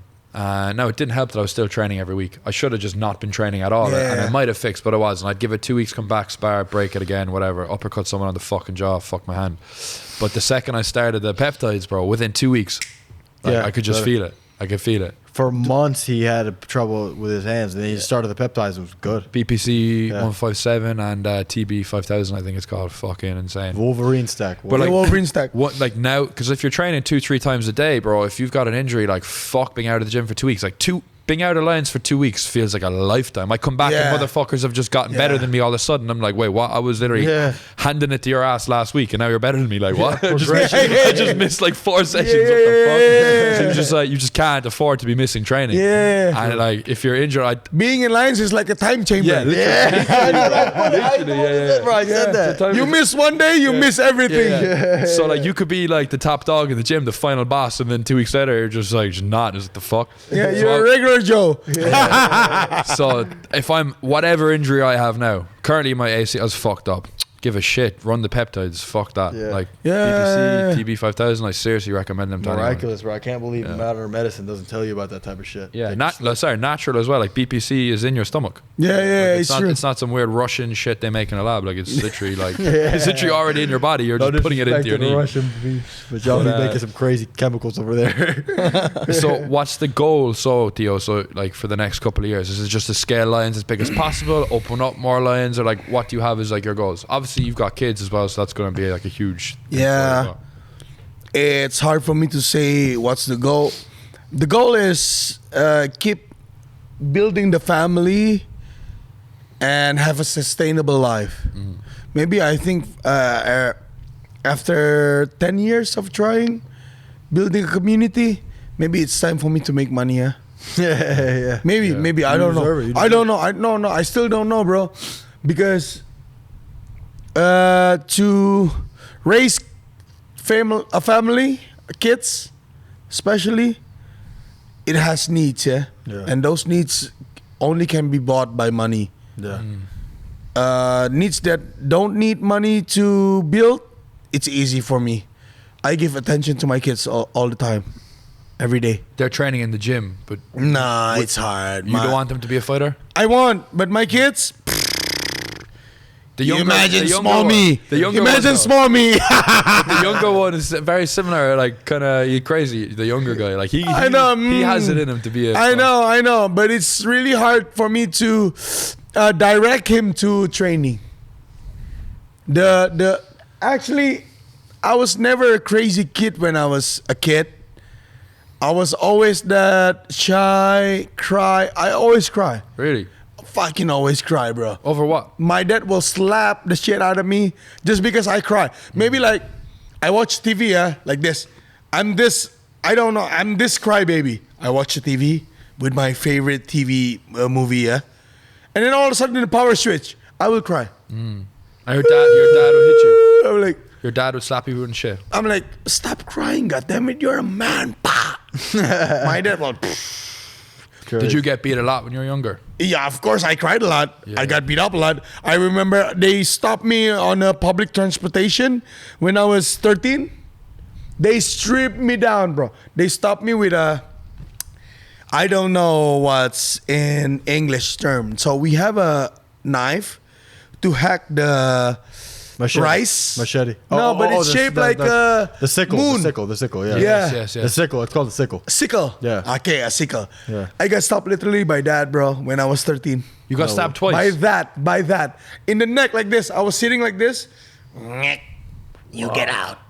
Yeah. I'm like, get out? Yeah, or I cut your head off. You get out now. I get out. They stomped the shit out of me, bro. What? I went home without clothes, without They nothing. just robbed you. Yeah, without nothing. I cried all the way home. Just you walked home naked. Just Naked. I was 13. I was fat. Also, I was fat. bro, no wonder you started fighting, bro. That's insane. I went home. I cried to my dad. You know what my dad did? He beat you more. He beat the shit out of me. No way. He gave me a samurai, A katana. Katana. a katana. What? Like, you go back with their blood or you're not my son. That's pure Sumatran Yeah, shit yeah. right there. So what did you do? Do you know where you came from? You go there right now. You make them pay Yo. or you're not my son. Theo, I actually respect that. Fuck, I cried a lot, bro. I was naked, goddammit. I forgot to wear my shirt on. I went back to the same place. Yeah. They were not there. Yeah. With a sword. With a fucking fake katana. Yeah. Something similar. I didn't get like beat by my dad or anything like that, but like my dad instilled like something similar in me. So when I was like 12 years old, I was playing rugby and we were playing like the team that were like, I think they're a year or two older than us. I was 12 at the time. Guy might have been 13 or 14, and that's a big age gap at 12 because at 14 you could just be hit puberty, whatever, and at 12 you're just still like a little whatever. So these guys You tried to jack off at the first time. so like Watching fucking porn. I remember anyway, this guy, we were in rugby and we got into a fight or whatever, and he pushed me onto the floor and he called me a faggot. I'm 12 years old, and you know, I was like, whatever. I said to him, I was like, if you call me that again, I'm gonna punch you. And then he tried to push me again, call me a faggot, and then I punched him. Fucked his nose, gave him a black eye, and chipped his tooth all in the one punch. So like, I literally I just hit all three of them. You must be a huge kid back in the I day. was 12, so I knocked out his front tooth, fucked his nose, and gave him a black eye in the same punch. And then, because we were only young, 12, 13, 14, whatever it was, I come home after the training, and this car drives into my house, into the driveway. And I'm thinking, oh, fuck. Like, it was his dad. It was the guy's dad, because I fucked his tooth. So the dad comes up the driveway, knocks on the door, and I was like, oh shit, like if my mom answered, my mom would like just lose it, like a mother is not going to be able to handle that. But my dad opened the door. My dad was like, hello, what's the matter? And then he said, oh, your son knocked out my son's tooth at training. I'm going to the dentist now to put back in this. It's going to cost like $1,000, blah, blah, blah. What type of kid are you raising in this household or whatever? Started giving out to my dad. My dad basically said, he's like, firstly he said, did your son have a mouth guard in? And the guy said, no. And then my dad said, it's a contact sport. Basically, fuck off. Like, why didn't he have his mouth guard in? I'm not paying that shit. It's the first thing he said. Gee. And then the second thing he said, because the guy said, what type of kid are you raising in this household? I'll never forget, I was sitting on the stairs and I could hear what was being said. My dad goes, I'll never coach that into my son, but I certainly won't coach it out of him. Gee. And he just basically told him, fuck off. Gee. Yeah, of That's course. how I raise my kids, bro. That's how I raise my kids. Same. There's also how to raise. I will raise my kids, but without the slapping. Yeah, I'm lucky I didn't get that. Different time, but I know. Yeah. That's a good word. That's how we're supposed to raise our kids. I think so too, bro. I think people are just getting too weak. I'm just waiting for my son to get problem in the school. But it's just the problem is my son is starting problem on school. I've been called a lot at school. I'm like, I'm gonna beat this kid. Like, Yeah. but I can't, right? You can't beat up your kids. No, I mean, I got the shit beat out of me, but I don't know about that. I'm like, I've been called to the school a lot because my kids retaliate a lot to their friends. Yeah. Like Niklaus, the kid that you're talking about is Niklaus, the second guy, the second born. Bro, he just went crazy to his friend because his friend was trying to call him. He was out on his space at school, and his friend was like, Niklaus, and he just what? He's like, what? I'm like, I never teach my kids to do that. Sometimes it's just born with it though. Like they come from a warrior tribe. Like they have to do it. Like He's gone from just like slapping someone in school to like fucking 100 years ago eating someone. he's making progress. He's making progress. There's a lot of. I need to go to the toilet. What's that? Crazy. No, it's crazy, but it's honorable because like how you raise your kids is one of the most important things. Right? Yes, it's fundamentals. You're raising the future. Essentially, Yeah. Right? What I think is very interesting is like not everybody has a father figure, and some people they go into the gym and the gym is their community, the gym is their family. You know what I'm saying? And I think because you understand family well, that's why the community at Lions is how it is. This is why I'm grateful. Yeah, and because I come from single parent household as well, right? So I know exactly these types of dynamics, and I can sense when other people are going through this. So when they have a place where like they can go and forget about kind of the outside and put it into something healthy, they will never leave. Do you see what I'm saying? And that's I think why you get the respect that you get. And it's crazy because I have met both the sons, and they are crazy kids, man. But they're like nice. Like every time I see them, they go like, "Oh, what's up?" And they boom, as if they're I fighting. teach him how to do that because they also have ADHD. Yeah. So they don't see people focusedly. So they only in their mind zone.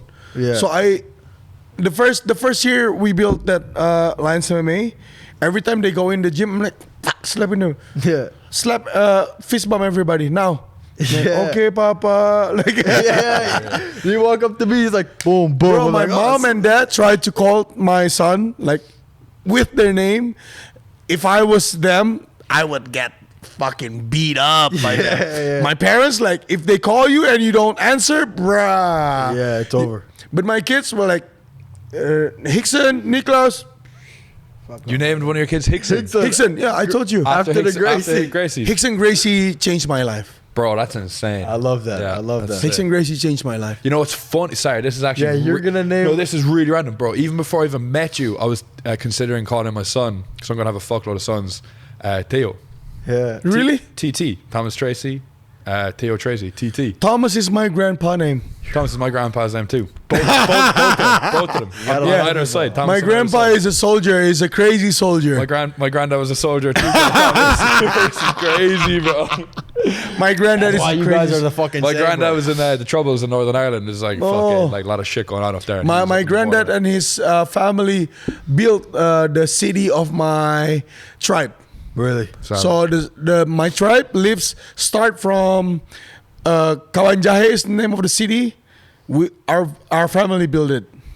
So everybody from my family line, when we died, we're in there's a graveyard for heroes. Tomb. Yeah, tomb for heroes. There's a complex of graveyard for heroes. And they were there. They were buried there. Even my dad's brothers are all there. Respect. Nobody's a soldier or anything. Respect. Savage. Yeah. People don't know their ancestry enough. It's important that you know these type of things. Massively so. Like I love history in general anyway. Me too. I watch history documentaries. Like Me when I was too. growing up in school, I fucking loved that shit. When I was in school, history was my favorite subject. Yeah. It was the only one that I wouldn't get bored at. And biology. I love biology too. But I think like nowadays it's like people just like think that shit's boring. Like, I love like knowing what my great granddad did. Yeah. Actually, my great granddad, he had one of the biggest farms in Ireland at the time where we were from. By all accounts, was doing extremely well. And he obviously, you know, I've got that gene in me, whatever it is, like something fucked up top. But like, he basically was a massive drinker and a gambler, and he lost the entire farm horse racing, betting on horses. Ah, shit. Yeah, so that was my great granddad, and then my granddad was obviously his son. And as a result, one of my granddads never drank in his life because his dad obviously lost the entire trauma. So he never drank, grew up poor, and then got into fashion, started importing clothes from Germany into Ireland in like the 1960s, where like everyone in Ireland was just like, there was no fashion, they're all farmers. And he's like started like one of the biggest like clothing chains in Ireland like at the time, and went on to make a shitload of money. As he's dead now, rest in peace, Tom.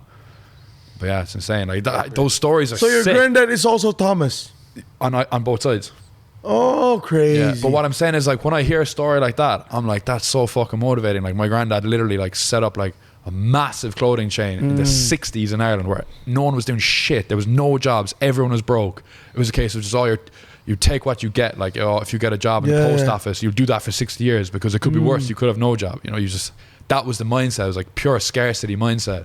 And he went on to make something absolutely fucking massive. Like, how can I not do something crazy with my life when I look back and I'm like, fuck's sake. If he was able to make what he made back then, You have to make it. how the fuck can Yeah, I not of make course. something now with all Of the shit, course. with all the Yeah, knowledge we we got have, blessings. the connections we have? Like, Yeah. this, that, fuck's sake. Seen a I was picture of thinking him. the He same, bro. dripped out. Fuck's sake. He had drip at the time, Bro, bro. I'm going to put the photo on screen now. My granddad was a G, bro. Yeah, he looks a legend. I see Yeah. the photos from Yeah. that guy. Anyway. We never had any photo of my granddad. He was him. Yeah, Yeah. he was Because we came all the way from North Sumatra. He died in West Java. So okay. we had a civil war back in the days. Ever since the Dutch left us, Yeah. we have a lot of civil war. I see. We have a lot. My granddad died in one of the civil war in Java. Crazy. So what was the civil war over? Like what side was it? Was just So not all of us believes in the unify of Indonesia, the Republic Really? of Indonesia. Not all of you us want to believe. stay separated? Yes, a lot of us want to stay separated. Fuck. That's lot what of you us. get with the different tribes because it's a tribal mentality. It's too much. 200 tribes Yeah. in all Indonesia, Okay. It's a tribal and mentality. more than 1,500 language. 1,500 languages. I don't think people understand. I've been here for a year and I'm still learning this shit. That Yeah. is crazy. Yes, That's crazy. It's crazy. The tribal mentality breaks up a lot of different cultures. Like, Yes. Just for people watching back home though, like I've traveled Thailand, Cambodia, Laos, fucking Korea, whatever the fuck. I have like the Indonesian people, bro.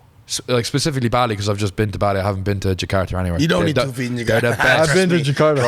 I've been The there. Indos are the best. Look at this motherfucker. Like, Yeah, I moved to Bali. bro, the Indos are the No, best. they are the They're best. just they're most down to earth people. Like, I'm sure on We some were of the- raised like that. but bro, why it's so crazy here is like, you know, you've got a place like we'll say London, right? And there's these stabbings. There's like, you know, fucking violence between different like religions and shit like that. And then you've got Bali, which is island of the gods or whatever it's called. You've got like 4 different huge religions here: Christianity, you've got Hinduism, fucking Buddhism, you got Islam. Everybody just lives peacefully. Like, Yeah, the thing about Bali is it's all about peace, bro. that's what I'm saying. It's just so everyone's just chilled out. It They're only down to stays earth. in Bali, Tom. Really? It only stays in Bali. So- You don't have peace outside of Bali. Okay. You don't have it. This is it's a diamond. Same this in island. London. Same in London. Everybody Yeah. fighting about Yeah. their tribe, their culture, their religion. Everybody's the best. Everybody's Yeah. better. Everybody's fighting each other. It's crazy, bro. It's same. Where I came from, bro. Oh yeah. You don't pay for parking, you have problem. Let's start from there. What happens if you do something worse than not pay for parking? You start getting into a war. Yeah. But like, I'm grateful to be here in this place. Like it's This is one of the best places on earth. just for people watching. I'm really grateful to be here. I have guys like you. Bro, like just for people watching, Likewise. they might be watching this Theo and thinking like, oh, I want to like leave my 9-to-5 job and I want to go to Asia.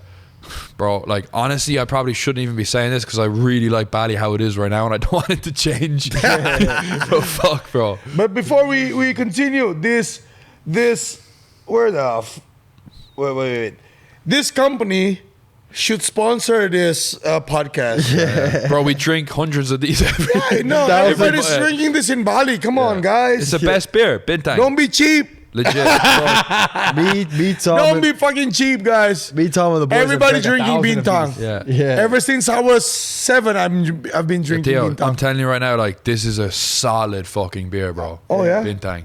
Beautiful Bro, beer. Been everywhere. This is top 3. You don't It's even not drink 2 beer or back 3. in America. You're No. saying it makes you feel sick. No. But here, Theo, you've no idea how fucked up the food is back in like the West, right? So in America, like the food's injected with antibiotics, like this bullshit. But It's you just- guys have good food in Ireland. in Ireland, great food, and we export it, and that's one of our like the GDP in Ireland. A lot of it's made up from just exporting meat, salmon, etc. But in America, your guys' food's It's shit. fucked. Bro, You can't even drink a beer without feeling sick. No. You can't. I don't even drink in America because on top of all the food and the shit lifestyle, you start drinking now, you're a loser automatically. When I came here, bro, it took me 1 week for me to lose like 3% body fat and to have energy. I sleep 5 hours a night. I feel like I have all the energy in the world because not even just the fact that like the food here is, let's say, good. It's just the food in America is so shit, bro. When you come here, you immediately feel it. Like, okay, you get sunlight automatically. You get food everywhere. It's good. It's not processed as much as America. You're training every day. Like, I'm trying to focus really hard on the business now because it's Q4. Last part of the year, it's very important, right? Even with that, spar 10 rounds already this week with Derry. Or you sparred 10 rounds this morning. Now you're doing a podcast for 2 hours. Doing podcasts and shit afterwards. I did Zercher squat, 3 plates, 3 sets the other day. And then the day before that, we did an ice bath and then sparred a little bit because it's Wednesday. We're helping Derry with peak week. And then Monday, we do drills with no timer. Everybody drills till they drop. This is a calm week. This is a calm week. So it's impossible not to be healthy here, especially if you're from the States. You come here, you have to focus. Is it really that bad? Bad. Yeah. You don't understand. And I don't mind being offensive. Everybody in America would not fit in the doors here. They will not fit in the doors here. Bro, there's no 70%. obese people in Bali, bro. You can't find an obese, especially not a I local. see one every 3 months. An obese local, like You're doing podcasts with obese people now. bro. Theo, there are But people. that shows the difference in like not like mentality. he's saying he's obese. Motherfucker's a unit, bro. Yeah. Like that's peak physique in America or somewhere. You This know. guy's the best fighter on the island. If I fucking say he's like you're obese, bro. In America, there's people that need a wheelchair to walk around. Nothing wrong with their legs. They're just That's a problem. Yeah. That's a Too big. problem. It's crazy. It's the food though. It's not. Yeah. 70% of people are obese or overweight. It's literally like what's in the food. Like there's loads of reports you can see online. People saying, you know, I'd eat this in the morning, I'd eat this at lunch, and I'd eat this for dinner. And then they travel to Italy, we'll say, or Europe, and they eat the same shit. And they come back from their holiday, and they're fucking 15 pounds later. Yeah. They're pumping some shit into the food in the US, bro. It's bad. It's bad. Yeah. It's bad. And honestly, like, I don't even want to go back. I only go back. My brother lives there just to visit my brother. That's it, bro. Like, other than that, I don't see a reason to go back. Yeah. Literally.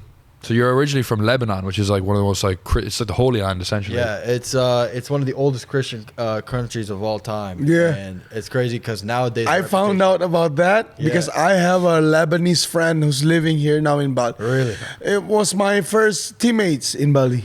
Lebanon's going through a rough time. If you want... I'll talk to Yeah, I him, know. It's crazy because... When the bomb happened a couple years ago. Yeah. Beirut. that In the was center crazy. of the city, 2020, August 5th. Yeah. I Yeah. remember all of this. My mom is there now. Oh, What's the lore behind that bomb? she's living there in Lebanon. Yeah, right now I have to call her like 3 times a day because it gets Yeah, rough, it's get bro. crazy. And it's not our fault, but I won't get into the politics. That actually would just get us. Yeah, we don't have to talk about that. Yeah. No, I would love to talk about it, but it would get us banned. So I'm not going to talk about it. Yeah, I would love to talk about it, but I'm not going to. In a Maybe different video. time. Different video. Different video. You know, if you want to ask about that, basically it's just a bunch of bureaucracy. They was like, oh, it could have been this, it could have been that. The reason they gave for it, which is how you know there's corrupt as shit, is they go, yeah, it was fireworks nobody paid attention to. Fireworks caused the biggest explosion in history. In history, T. That's not a nuclear explosion. The biggest non-nuclear explosion Was an in history accident. Fireworks. was an accident So from fireworks. you've got all these German motherfuckers like trying to make the big explosion of all time. Couldn't. And then it just, I don't know, it's just gonna happen. That's how fucking happened. Fuck Yeah, outta yeah, here, yeah, bro. sure, bro. Yeah. It's okay, but like, But yeah, we pray for Lebanon because like you showed me some things from it, and like honestly, it's a diamond in the rough, is what you were saying. It is. That terrain and like around it's that the area. only Middle Eastern country without a desert. I could talk all day about it, bro, but I won't because We'll do a Lebanon tour. We'll do a different when there's time. not bombs. But being it's dropped. always the country the country that is rich always have problems. Yeah. All right, so it's because you Always. said that, I'll say this, right? In the 50s, 60s, it was called the Switzerland / the Paris of the Middle East. Their currency was like the second strongest currency, third strongest currency in the world. It was bigger than Bali for tourism at the time, way bigger. One of the top places for tourism in the world. Everybody that comes, like, not even to make religious discriminations, everybody that graduates school can speak 3 languages. The universities and schools there are 10 times harder. Everybody left. There's twice as many Lebanese people in Brazil than there is in Lebanon. Why? Because they're talented, but they can't get opportunities there. Yeah. So they'll leave. Crazy. Like here. Yeah. So everybody comes to Bali, right? Like Yeah. instead of staying in the other place, same way. Yeah. Same way. Yo, Pierre, like, so we've got people like back home. When they join the army in Ireland, people kind of say like, what does the Irish army do? Like, they do fuck up, but they do a lot of peacekeeping in places like, I don't know, Uganda, fucking Congo, Syria, Lebanon. And it's like, I would have grown up thinking in my head that Lebanon is an absolute shithole in the desert somewhere. Yeah. But from meeting you, I'm like, holy fuck, it's one of the most beautiful places all the time. It's an absolute shame what's going on there at the moment. But It sucks that the reputation is like that because it wasn't like that before. It was founded as a place for persecuted Christians to retreat to, right? Like Christians are persecuted. This is just a fact. I'm not gonna get into the specifics, Yeah. but it was founded as like a sanctuary, and it's just the neighbors, violent neighbors. Like, it is what it is. We don't want to fight, but we fight. yeah, I got you. So it is what it is. It is what it is. We pray. That's all we can do. Right. Yeah. But yeah, Theo, you go to mass every Sunday. You invited me to a ceremony before with like you and your family, etc. I think we should maybe go to that tomorrow. I don't know. Yeah, so every first week of the month, we always have a Sunday mass in the gym. It's just that it's in Indonesian. I do, In the gym. yeah. Growing up in a Orthodox Sumatran church, yeah, make me realize one thing: that God doesn't care about your richness. God doesn't care about your social status. God doesn't care about how much you buy your ring, your necklace, your goddamn Mercedes fucking Benz. Yeah. God only needs your pure heart. Yeah. Yeah. That's why ever since I moved to Bali, I only want to make Sunday Mass to the disabled. Really. Yeah. They have all the reason in the world to hate. Bro, they can't see. Yeah. They can't hear. Can't walk. They can't talk. They don't have any family. Crazy. Their parents threw them in the gutter when they came out from their parents' body. And they still believe in God. Fuck. That's crazy, bro. We have everything. We have our dick intact. We have our craziness in our head. We have the greatest physique in our age. Yeah. We have great faces. We can do anything. We have pretty mouth to talk to girls. Yeah. They don't have. Oh my god. They still say grace. Higher faith than us, even. How do you think? I even have a priest yesterday, 2 months ago. He was giving the mass. He was talking on the mass. He was dead blind. The priest was blind. Blind. Yo, Theo, how don't you advertise this in the gym more? Like, oh, I don't advertise religion. okay, I got you. Yeah. I don't sell my religion, guys. That's good, that's good. Yeah, no. Like you guys, I can talk to you guys like this because you have the same belief with me. Yeah. Yeah, you do the same exact daily life with me. Train, work. As if, but my work is training. Yeah, Yeah. It's a different thing. My business is training. But I don't sell my beliefs. A lot of people I'm sorry to say this. This is the island of gods. I see a lot of people taking advantage of that, making like what do you say? How do you say that organization that helps people with problem? Yeah. Charity. Yeah. Charity for their own fucking beliefs. Yeah. Corruption. But even like within the gym, like I've been training here now for a year and a bit. You never know that. I never knew. I'm a you do ninja, that. bro. Fucking, that's some ninja shit. But that's good because you're not supposed to do it for like other people. But also, No. it's for Indonesians. When you see those kids, bro, they don't see things. They can't even talk. Some of them can't hear. They play fucking guitar, bro, for God. But, yo, Theo, just, How do you think? But, Theo, Would you sell that? even crazy. no, I'm not No, even no, saying no. set it, but it's just like I just didn't even know that it was happening. I did not. I don't know wanna you- attract I didn't know people, you bro. run a mass in the gym on a Sunday. I've been here for a year. What the fuck? Yeah. It's crazy. That's insane. I just figured that out on this podcast. Yeah, I same. didn't know that. Same. Yeah. Today, Jacob and Reese will tell you the story.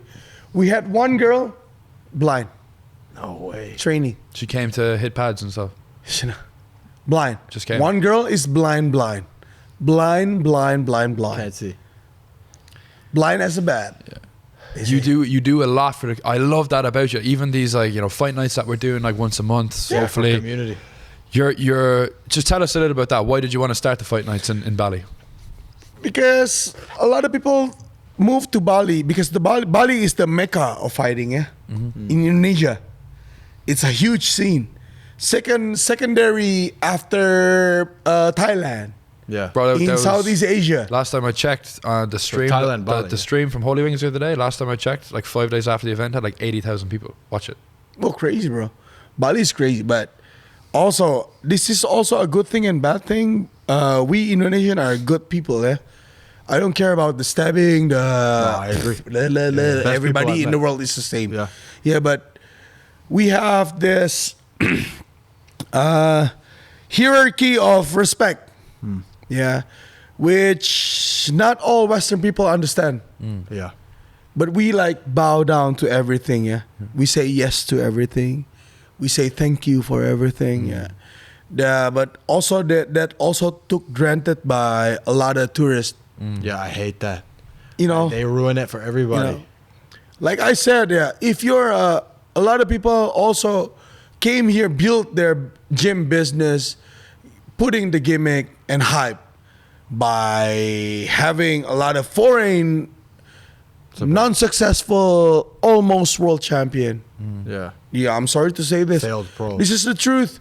I don't care if those almost world champion hate me. This is my country. You want to play your game? I want to play my game. Yeah. Yeah, but a lot of events here in this island was made for those non-successful, not world champion to gain their records Pad their to record. go again to the world championship. Yes. Because you need records. Everything is record wise, yeah. Yeah. Stats. But the sad part is the victims are my people.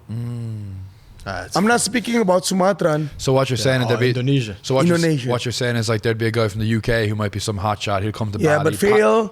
He might be Yeah. shit back home, can't hang in the UK or whatever. Come to Bali, Third place pad back his record, and then try come back to Yeah, Europe. try and- to come back. I always said to them, if you're a fucking McGregor, you think you're McGregor in Bali, in this suburb, you think you're playing McGregor, go fly back to your fucking home. Play McGregor there. Yeah. Why you here? He can't do it. You can't hang. Trying to take it Out of all respect, I love you guys so much. Yeah. But we have people like that here in this island. It's a shame that that kind of mentality is here because it's, as I said, like you guys are so fucking genuine, and then you've just got some people kind of Some coming in, motherfucking giving asshole. the Westerners a bad rep. Like, would a lot of the Balinese fighters look at Westerners, like even myself, and be like, "Fuck this cunt coming Sad here"? story. Also, we don't have a lot of Balinese fighter here. Really? Yeah, we don't have a lot of Balinese fighter here. I wish I have. I wish Derry was a Balinese. Yeah. He's not. He's Javanese, raised in Bali. That's two different things, yeah. If you're talking about tribes and culture, it's two different things. Okay. You can't have a Kalimantanese raised in Sumatra claiming himself is a Sumatran fighter. Yeah. You can't. Okay. You can't have a Egyptian fighter raised in Lebanon, calling himself a Lebanese fighter. He can't. No, definitely not. You understand what I mean, right? This guy. Yeah. Yeah. I still don't found any fighting Balinese fighter, genuine Balinese fighter, which I really want to have. Really? I really want to have one. If they watch this, come to Lions MMA. Yeah. Bro, we raise you to be a killer. Sleep in the gym. Literally sleep in the gym. Eat in the gym. Train twice a day in the gym. Meet me every morning and night. Literally like sparring fucking Saturday 10 rounds, ice baths on, like drilling. It's just that us Indonesian, that we haven't seen that value of fighting that much yet. But everybody want to praise you when you're a champion in TV, which is sad. Nobody understand the journey. Nobody actually understand the journey. You have to through pain. When you lose, everybody say, "Fuck you, you're not worth it. You should stop. You should go to school. You should work on the office." God damn it, everybody say that. Yeah. But the road to go to be a champion, where you fail, you win, you fail, you win, you fail, and then you made it on top. 3 years ago, I would imagine to own a bike. 3 years ago, I imagined to have a bike. Own a motorbike. A motorbike. And then you go, 3 years ago, I owned 7 Harleys. But you did that because you're attracting the right energy. Yes. Like, that's what I'm talking about. I would say, like, you're living authentically to yourself rather than doing the lawyer route and working in some bullshit office. You're just like, fuck that, I'm going to do this, see what happens. And you're just attracting the right people. Yeah. You attracted me, I attracted the boys, attracted Lorenzo, all the boys. Like, the good energy. You're just attracting people. You're a magnetic person when you're living authentically. And you're being rewarded for it. 100%. 3 years ago, exactly, again, 3 years ago, I'm still doing the gym, running the gym on my father-in-law's first floor house, which he lended to me. Only 3 years ago. 3 years ago, bro. So when did Lions open officially? Officially was 8 years ago. My father-in-law. The Lions now in Prairie, where we are. 2 years ago. Yeah. Just 2 years started. ago. You just started. He was I working out never- in some bullshit room for like multiple years. Just I never imagined myself having the gym. I swear to God, now I'm having a mental breakdown because I don't believe what I have now. I don't fucking believe what I have now. Imposter syndrome. Bro, I'm like, where am I? Am I still alive in this world? I'm like, I would wish I would die OD rather than sitting here with you telling this story. I can't believe what I have now. I promise to God. I'm still driving my fucking Honda Freed. No way. And Theo, you know what I say? It's like when some people say like, you know, why do you believe in a higher power, this and that? My answer is how the fuck could I not? Like, mine's not as dramatic as yours at all. Yeah. But trust me, from where I was working like a bullshit corporate job similar to you, we've similar programming in the mindset, like it just was not aligned to me at all. And where I am now, I prayed for everything. It just happened. And like it was like, it's not that like I prayed for it, it was given to me. Like opportunities would arise. So I'd pray for the opportunity and then it would come and I'd say, oh, I don't know, should I take that? Should I this or that? And I'd say, fuck that. And I'd do it anyway. And then things would just like start happening. And now how my life is now with Sabre, the boys, boxing, this, girlfriend, fucking got a nice villa, living like whatever, like just where I am now compared to a year ago. How could I be an atheist, bro? Yeah, it's possible. How could I be an atheist, bro? That's a hard question. But us Christianity is not about invading nowadays. Yeah. It's not about making people believe what you believe. Let them believe what they believe, bro. Yeah. True. And let ourselves live in every graceful that we receive in this life, bro. But what? Let's say, for example, let's say you've a brother, right? A younger brother or something like that. All my family would you wanna, lives in the church. Yeah, but like, would you want to guide him to say, you know, there's definitely something to, you know, believing in higher power? Like, let's say they're living like an atheist life. Would you want to guide your younger brother or your friend? Like, so when we're talking about this on the podcast, there's probably going to be some people watching this being like, oh, I don't know about all that man in the cloud bullshit. And it's like, no, like, you know, there's... I would say... And they'll hear it from you, and they'll hear it from T and me, because we're not like a priest, right? They're like, oh, a priest, he's talking, whatever. but they relate to us. You know? They might hear it from their teacher, they reject it. They might hear it from their dad, they reject it. A priest, they reject it. But like, they might hear it from someone like us, and they might say, "Do you know what? Actually, yeah, there might be something to that. Let me just open the door." I would say all the stupid things that you guys did in your life, and you still survive while others don't. You should believe in higher power. Yeah. In all the stupid things you do in your life, and you still survive and eat good food. Come on, guys. Yeah. The fuck are you thinking about? Yeah, 100%. You're here because of the higher power. I think, yeah, I believe that too.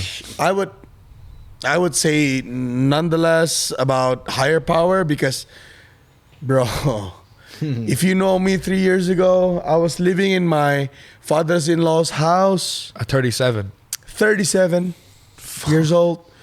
After having my first 7 Harley, I imagined to have a Harley ever since I was 21 years old. I was sleeping with the Harley Bible. No way. Sleeping in the Harley Bibles. And then one day I wake up, I own the most expensive Harley in the country. 7 too. 7 But like the way I see it is like you're passionate about bikes. I love that, but fuck the Harley. Fuck the Harley. Yeah, it just shows. It's not about the Harley. It's about the change in life and where you've come and the jump you've made. If you believe, if you believe and have faith in something, yeah, you can improve. Let's talk universal, yeah. Yeah. Let's not talk about Christianity first. first. Of course, yeah. We're all Christian. We never do. We people always like, oh, they're promoting Christian. Well, we are, but again, no, we're trying to keep universal. Let's just higher power of God. If you always be thankful and you always pray, guys, you will never know what happened. Bro, I have Lions MMA in Bali. When I lose my fight, all the people in this fucking country and those goddamn TV finally win. Finally win. After 15 fucking years of fighting. Finally they win. Finally they have the chance to say shit about me. That 5.5 or maybe 6 million view where I lose. A lot of people built their first TikTok, first Instagram, first fucking YouTube, you fucking loser Indonesian. By my losing video. Gotcha, yeah. They make a meme out of it. But guess what? I own Lions MMA after everybody saying fucking shit about me. Why? Because I pray. Yeah, but Theo, I'll say one thing though. Even those people that are cutting up those shorts and you putting them on Instagram channels going viral or whatever, they might hate you, but at the end of the day, they still respect you because you could fuck them all up firstly. But even that, you're doing something that they would never do. Anyone that's actually a fighter sees another fighter go into the ring and takes a loss isn't saying like, oh, fuck him or this and that, because it can happen to anyone, bro. Canelo could get chinned, right? Like, there's that like respect amongst fighters. It's like, bro, it's just that not everybody has beliefs, Tom. But what I'm saying to you is like, it's only going to be the shit munchers in the crowd on the sidelines commentating on the people that are actually in the arena doing it that are going to have some shit to say. The people that are actually in the arena, bro, like, fuck's sake, they're not saying shit. It's always going to be the nobodies that are going to have some loudmouth shit to say, posting shorts, trying to blow. True. Do you know what I'm saying? I agree with you, So bro. the people that matter, you have their respect, and even the people talking, they still respect you too because you fucked them up. And at the end of the day, like, I think that's. I thank God for that. Yeah, there you go. I thank God for it. But if you don't have any belief, you better start. You better start. That's all I can say. My English is not too good by explaining deep stuff, but you better start. Yeah. If you're lost, my friends, you will be rich, but you're still lost. Yeah, true. What is all that money without any gratitude and beliefs? It's nothing. You will be spending your whole money with your horse, with your bitches, which are all your fucking stupid needs of sport car. Which all your needs to feed all your bitches in your houses is very stupid. While when you're grateful, but this is a refreshing message that people need to hear, especially in the scene that like we're me, in. I'm not rich, but I help a lot of people. Bro, the scene that we're in now, the North Star, the goal is like a shiny Lamborghini, like some of this shit, right? So this is refreshing to hear this from a guy like you. To see that blind girl today doing high knees, doing 1-2, bro, it's break my tears away. I don't give a fuck about Lamborghini. When you see something like that, it's powerful. Yeah. Ask Reese and Jacob today. I kinda Bro, hate they're that I crying. They're missed just like, Theo, come here. She's blind. Yeah, I know, bro. Relax. She's doing high knees. She's I'm fucking. like, no, you don't understand. What? I don't understand. I see this every week. Yo, I didn't Theo, even know this till just today. we've hit the time, unfortunately. Like, we could let this run, but fuck, this has been a great podcast. Like, I think Yes. a lot of I people. think this is the best one. I think a lot of people viewing are going to get a lot out of this. We're going to push it as far as we can because Thank you. everybody that we do a podcast with, like Samraz, for example, whatever, we do it because we want to push their message. Give a fuck about clout. If I cared about clout, I'd have my own YouTube channel. Listen, I don't give a fuck. Pierre uploads the videos, whatever. I just want to push their message to the people that follow me on Twitter, bro. I don't give a fuck. So He doesn't even care where the message is getting out as long as fuck. it gets out. He's like, Yeah. oh, this is sick. People need to know this. yeah, I'm like, people need to see this. Yeah. And we'll get it out. So hopefully this, does rounds on Twitter, on YouTube, and Yeah, thank it you will so definitely much, do Theo. rounds. Hopefully, amen to that, bro. Yeah. Thank you, Theo. Coming out from somebody like me. real quick, and before we cut anything, Theodorus Ginting, Lions MMA Bali on Pereira. And if Yes. you find yourself in Bali and you don't train at Lions MMA, you just did yourself a disservice. Yeah. Doesn't make any sense at all. This is the gym to be in, simply. We've been in gyms everywhere. We've trained everywhere. I can say, he can say, and everybody at our gym can say that is the best gym to go to. That's number one. Sometimes I will say bad words to you guys. Yeah, because he cares. Yeah, because he cares. Because he course. cares. You don't want a coach that's like, oh yeah, you're doing amazing, and you're shit. You're not. Yeah, you're shit. Yeah. Theo will tell you if you're being a retard, and it's like you need to hear that sometimes. Like, Yeah. And we're grateful for the podcast. Everybody knows Saber Supplements already. I'm grateful to be here, guys. Thank you, Coach. Honestly, Thank honestly, this is probably the best podcast I've ever done. Flowed the entire time perfectly, and stories are amazing. Yeah. So, All right. Thank you, God guys. bless.